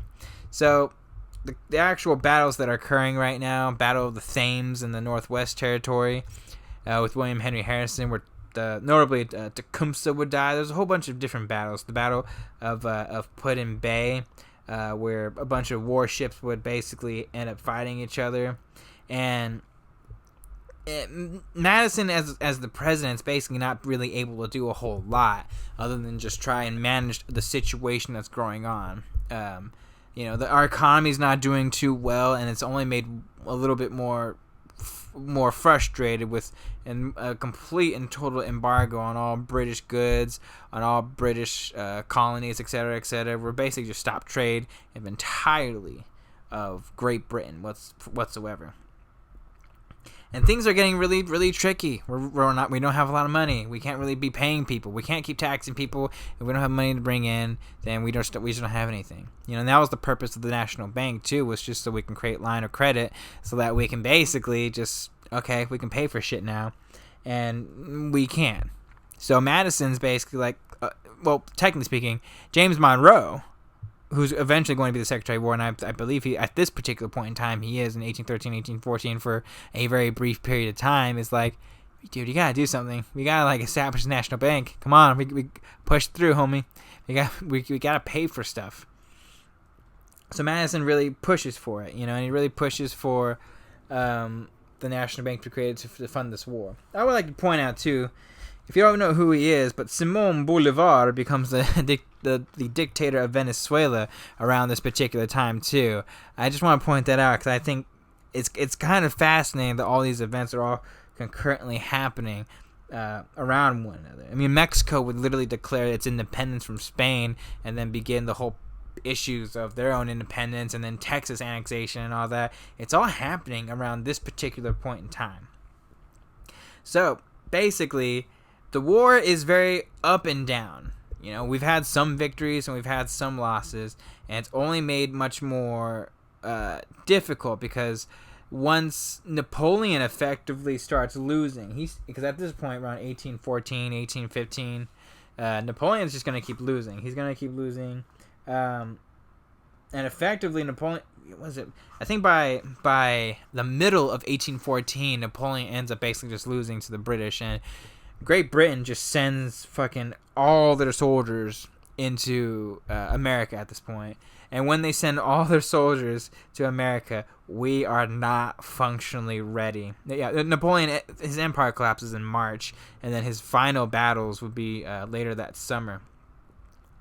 And it is around this particular time that his generals are also changing too. James Madison, James Monroe, you know, they were politically motivated individuals, but the both of them, and specifically Monroe, when, you know, war calls, we're not going to do this whole political thing. We're just going to choose the best people regardless of how we feel about them, you know. Major general was one of the big positions, and they effectively just give Andrew Jackson the role for the most part. And although it would be costly because it makes Andrew Jackson like the rising star, it's the thing that probably helps him really functionally solidify and win the war. More battles start happening. The British troops from Britain finally arrive to America, and they go hard, and they attack Washington, D.C. They march in, and they start setting fires to everything, the Capitol building, the White House, etc., etc. Most of us know that, and it's been really difficult because we didn't have a standing army, and our militias were not strong enough. And in fact, we just didn't even attempt to fight because their army was too big, and we were not ready. So a lot of people ended up being evacuated. Madison wasn't even there. He was evacuated long before that. Notably, Dolly Madison was there, though, and she actually ended up saving... She resisted. She ended up trying to help people there. She left with the actual portrait of George Washington that had basically, thank God she did. She was awesome. And a bunch of other people ended up staying. Notably, Monroe would basically help with the city's evacuation. And once the troops entered the city, they torched everything. It was a very, very difficult time because once the city was basically sacked, everyone came back and everyone's just basically like, oh my god. And that was a bit of a unifying moment in a lot of ways, because immediately right after, all those soldiers basically go, I believe they go north into Baltimore, where Fort Henry is at, basically, and that's where the Star Spangled Banner ends up becoming, you know, the big thing too. Right after that, as soon as that happens, Madison's basically like, all right, I'm done with this shit. Monroe, you're gonna be my Secretary of War. He immediately fires John Armstrong, who's an ineffectual Secretary of War. So James Monroe holds both dual positions, and I'll probably go way more in depth into this, but without James Monroe, I don't know if we have the reinvigorated force, etc., and because they probably would have just sacked Washington again and just destroyed everything, but Monroe protects it with the reinforcements that he ends up bringing in, and basically just puts people in the proper positions and supplies them to the best of his ability. Monroe really is the tipping point that really makes the war succeed and ends up becoming the prominent individual that would effectively be the next person in line for the presidency. So, what happens after this? Once he's appointed there, Madison is just replacing everybody. Alexander Dallas becomes the Secretary of the Treasury.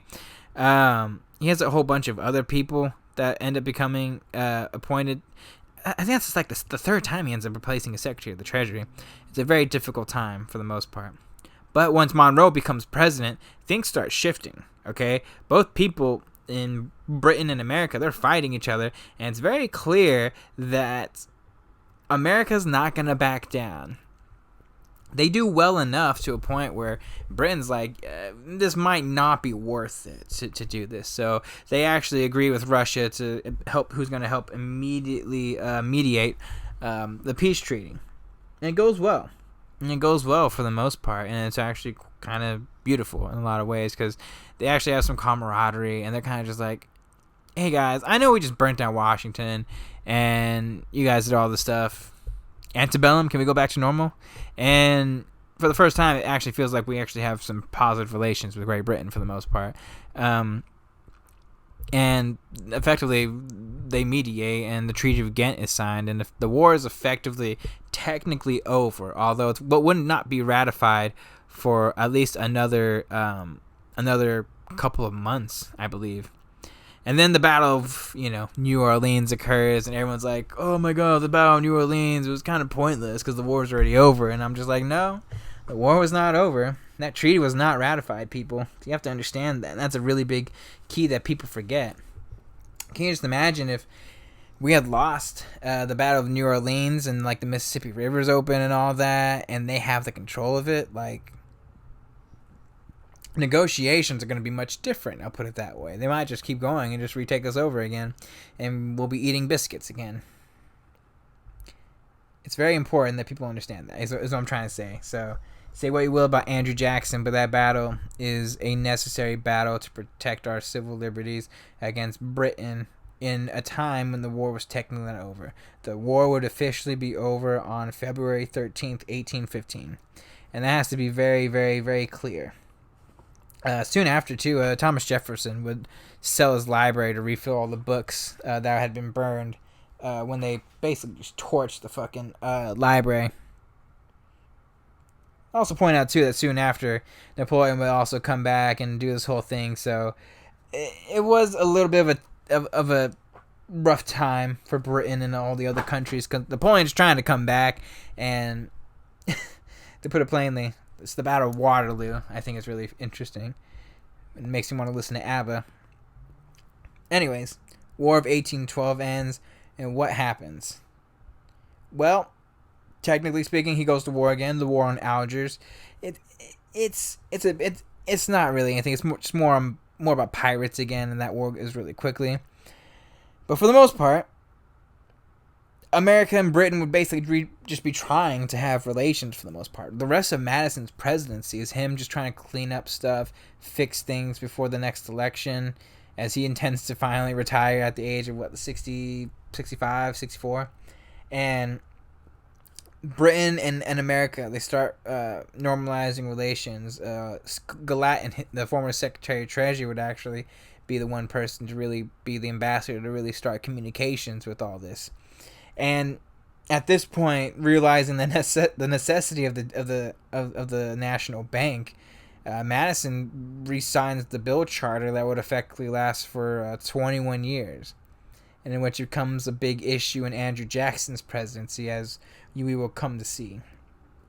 Soon after, though, things start coming back to normal. People start doing their own things, and effectively, Madison gets to just enjoy trying to rebuild the country, because the country, at least from 1815 to 1816, are economically becoming a little bit better. We haven't really felt the fires of when we have to actually pay our debt yet, because the National Bank, and we are rebuilding. But for the most part, people are basically taking a lot of loans and whatnot in order to help sufficiently help themselves for the most part financially. And it works for the most part to stimulate the economy, because we're basically just broke and fucked up at the hell. And I mean, it would lead to the Panic of 1819, but that's just more about, the post-war economics really catching up to us, among a shit ton of other things for the most part. Soon after, Monroe would win the presidency, and James Madison would leave the presidency. And I don't know how I feel about his presidency, because it's really difficult, mainly due to the realities of his entire presidency. It's just dominated by war. But does that make him a bad president or a good president? I don't know. It's really difficult to explain people's presidencies, but it's a conflicting presidency, Economy tanked, and a lot of stuff happened, but could I really blame him for a lot of the stuff that was going to happen? Because tensions were going to rise regardless, And it's stuff like this that happens that makes things really gray, and you don't know. And he's probably one of the more grayer presidents, because I don't know how to sufficiently explain his presidency other than him just being a wartime president for the entire time. I think he could have done things a lot differently, but for the most part, what do you expect? That being said, he did get us through the war, so I will give him props and credit for that. Fourth president, James Madison, would finally retire and effectively leave in March of 1817. So despite the conflicting presidency, what does James Madison do when he retires? He does a lot of things, to be honest with you. He goes home, he retires to his Montpelier estates to be with his family members that are still alive. Nieces and nephews, a whole bunch of kids are on the farm. His brother, for the most part, did the best he could, and his family did the best they could in order to sufficiently keep the farm going. And they're going to be hit with the economic problems of the Panic of 1819, among other things, and a whole bunch of issues that will arise with debt from his stepson, his family, etc., etc. And he and his wife Dolly basically just lived the rest of their lives on that farm and being with family for the most part. Madison did own slaves, but if you want to know how I feel about the slavery issue with Madison, you can just listen to the Jefferson one real quick when I bring up Sally Hemings and the whole slavery issue, because just like Jefferson, Madison would basically fall under the same problems that Jefferson would. He actually attempted numerous times to free his slaves, but he could not financially do it, especially with many people and many family members. I mean, hundreds of family members that relied on the financial income of the plantation and whatnot. And he just could not let his slaves go, at the very least. And, a lot of them would be split up, unfortunately, and it is what it is. But, I'd rather not let my family starve. And you know what? Not let them take Montpelier away. And I think they would have to sell the farm anyways afterwards. Almost just like Monticello. And it's a little unfortunate, and it is what it is, And I don't condone it, obviously. History is very subjective and objective, and this is one aspect that, it's a tough one. But you have to understand the economic times, especially back then, when everyone is broke at that particular point, and we can't really function as a society and an economy, and we're just trying to get things back on normal. And you want to talk about, like, the rich people were hurt, too, during the Panic of 1819 and all those different economic disasters that would happen. So it's not just the poor people for the most part, it's the rich people too, and it is what it is.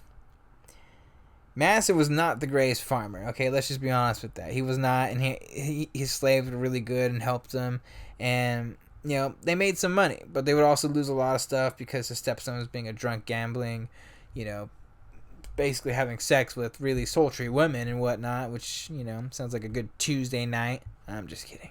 Anyways, he's, for the most part, is trying to enjoy himself. Once you devote 50 plus years of your life to all of this, it's a lot.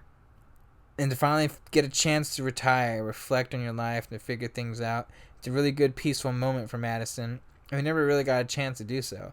And for the most part, a lot of these presidents end up basically getting this opportunity and go about thinking in the exact same way. And I think Madison's probably thinking kind of in the sense of no regrets. It is what it is. Life is beautiful. You just do what you gotta do. He was much more optimistic in his older age, for the most part, I think. I think he was much more happier in his much older age. I think it's just being with his wife, Dolly, who's like 15 to 16 years younger than him, I think, by the way. Not to mention, too, he's like, I thought I was going to be dying at 20, and I'm 60, so I don't know what the fuck I've been doing, why God blessed me with all this stuff, etc., etc. So, other than, him relaxing, maybe just reflecting, he's also thinking about legacy. All these founding fathers have a fundamental understanding of legacy, what it means, and how they're going to be perceived, And there's a whole bunch of stories about Madison, editing some of his documents and whatnot to make it appear much more favorable in a historical view and context. Two things I just want to point out here. You have to understand that a lot of what our historical analysis is really on these documentations, okay? How we perceive these founding fathers is what, they all wrote to each other. It's all subjective, and at times it could be misleading, a non-accurate statement. Maybe this person wrote something that wasn't really a truthful thing. In case historically speaking, they could put them in a better light. And I'm not saying it's always, I'm not, but I'm just saying that like it's a very real possibility. Which is why when I say, something like history is not fully concrete. What we know about them in terms of their writings and whatnot is what we know. And it's just up to us to decide if we want to believe that this is their actual reality and truth of what happened. And for the most part, I would probably say 99% of the things that we know and have uncovered are pretty much, for the most part, very true. Like, because when you have 15 different people basically saying the exact same thing, they're all not coordinating with one another. It's generally accepted as the truth. So that being said, Madison was a big proponent individual of this historical context and legacy. And it wasn't for mischievous means, I would say. I'm not saying he's not a mischievous person, and no one's perfect. But Madison mainly did it just so he can secure enough money for his wife, because they're pretty broke for the most part. And memoirs of his papers are going to sell for a lot. They would sell for the equivalent of, I guess, modern day money, like $6 million. It was a very lucrative thing that Madison was doing to basically make sure his wife was going to be taken care of, because it's clear their son isn't going to be really functioning as a member of society. So around like the 1820s and whatnot, Madison's getting older. His health is slightly deteriorating, but for the most part, he's been remarkably healthy for a man in his now roughly about his 70s. He ends up taking over for Jefferson as the rector or the head of the University of Virginia that he created at I think 26, 27. And he's there for Jefferson, even the last couple days of his last years of his life too. And he really just takes over that position and just kind of just hanging around the farm. You have to understand, I think it's really fascinating. James Madison is the last of the founding fathers. I generally am saying that the founding fathers being, I would say, from the Revolutionary War to the Constitutional Convention. I would probably say the founding of this fundamental country. James Monroe would be the actual youngest last one, because he's the fifth president, but he dies before Madison, unfortunately. Madison's the last one. He dies in 1836, and I'll get to that in a little bit. I just want to point out, I think it's interesting. A lot of people, when we think of history and historians look at history, Madison's alive during a lot of the constitutional problems that this country's facing. Like the nullification crisis happens, and he's still alive at this point. And like obviously they do some of their input, but for the most part they generally stay retired because they want to retire and let the next generation take over. I guess what I'm trying to say is I think it's interesting where like if people are like the nullification crisis is unconstitutional, but the guy who wrote the Constitution is still around, so why not ask him? I just think that's a really fascinating little thought topic to think about for the most part, And he would actually be a really he would input for a little bit. He'd input for like guys like Andrew Jackson and John Quincy Adams for the most part in some of their particular issues and questions, but for the most part they understood and just let James Madison finally and functionally retire. He would live out his life for quite a long time. The man who was supposed to die at a very young age would live to be 85 years old, dying in 1836. He was, I think, eating breakfast, and he smiled at his grandchild or niece or nephew, one of his favorites, and basically just collapsed after that, unfortunately. How do I feel about James Madison? How is his legacy, and what is he for the most part? How should he be remembered functionally? I think any man that can create the most modern form of functional government deserves to be high on any list of great historical figures of all time. You have to understand why the Constitution is so important. The Constitution isn't just checks and balances. It's a fundamental understanding of human nature and people. Okay?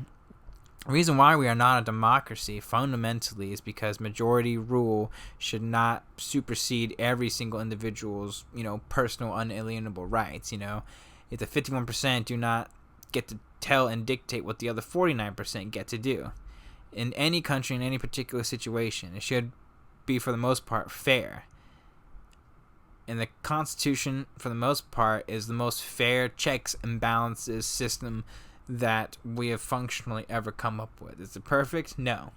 But it's one that lasted for quite a long time in a world that constantly, especially now, has somehow stopped going to war with each other, that stopped fighting each other, that has stopped really trying to destroy each other for the most part, you know?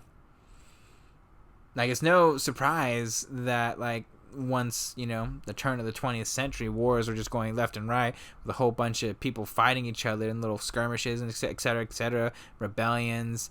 Like, things happen in the 20th century that would have taken like 1,000 years, but it still would have happened because people fight each other and whatnot. And my point being that in our ever increasing technological society, that to create the government that we've created to basically stop us from doing the things, becoming this monster, you know, authoritarian regime. Although, let's be honest, things are not looking too positively right now. Not because of Trump, but because of, like, you know, Democrats. I would probably say they're going a little bit crazy. But for the most part, I guess what I'm trying to say is the level of impact that just him doing this and creating this and being the instigator of all of this is insurmountable. That alone makes him high up just on any historical totem pole you want to basically put him on. But other than that, what is his legacy? You know? And I'm not saying that the Constitutional Convention shouldn't be his legacy, but I mean, this man was basically, he was the Secretary of State for Thomas Jefferson. This guy was the leader of the Democratic Republican Party. This guy was our fourth president, who basically was the president who oversaw the Second War of Independence, you know? What does that mean? Who is James Madison, you know? And I think the best answer I can give you is he is a man of brilliance, ideas, and I think someone who really understood people and human nature in a lot of instances, in a lot of ways, but was very scared of that human nature in a lot of instances, in a lot of ways. So much more so that inaction in his time, mainly as president, I would probably say, led to things being a lot more difficult, a lot more, I guess you could say, legacy ruining in many aspects and in many forms and in many ways, you know? He's not a perfect man. He's not a perfect individual. No one is perfect by any stretch of the imagination, you know? And Madison is not perfect, obviously, as I'm pointing this particular thing out, but, you know, there's strength, I think, is really necessary to really become a president. You need to stand up for yourself. You need to invoke specific change. You know, there's a reason why, despite literally creating one of the greatest single documents of all time and one of the single greatest forms of government of all time, that he isn't really remembered all that much. You know, when you think of the War of 1812, it's a whole bunch of different things that you tend to think of. And you tend to think of, like, Andrew Jackson, who gets much more of the fame, or William Henry Harrison. You probably think of Monroe before you think of Madison as the actual president during this particular time and era. It's unfortunate, you know? He's someone that just gets lost in the weeds. I mean, just the amount of effort he has put in into really shaping this country. You know, I just don't know, like, how many people can say that they've shaped this country in the way that James Madison has fundamentally and functionally shaped this country. He's an important figure in our country's history, and despite the relative conflicting ideas of his presidency and how I look at it, it is undeniable that he is one of the great historical figures in this country's history, and that we should never forget about him, that we should constantly be reminded of him, and that the fact that he's not really remembered in the way that he probably should be, and the way that he properly should be, is a little bit frustrating, a little bit sad.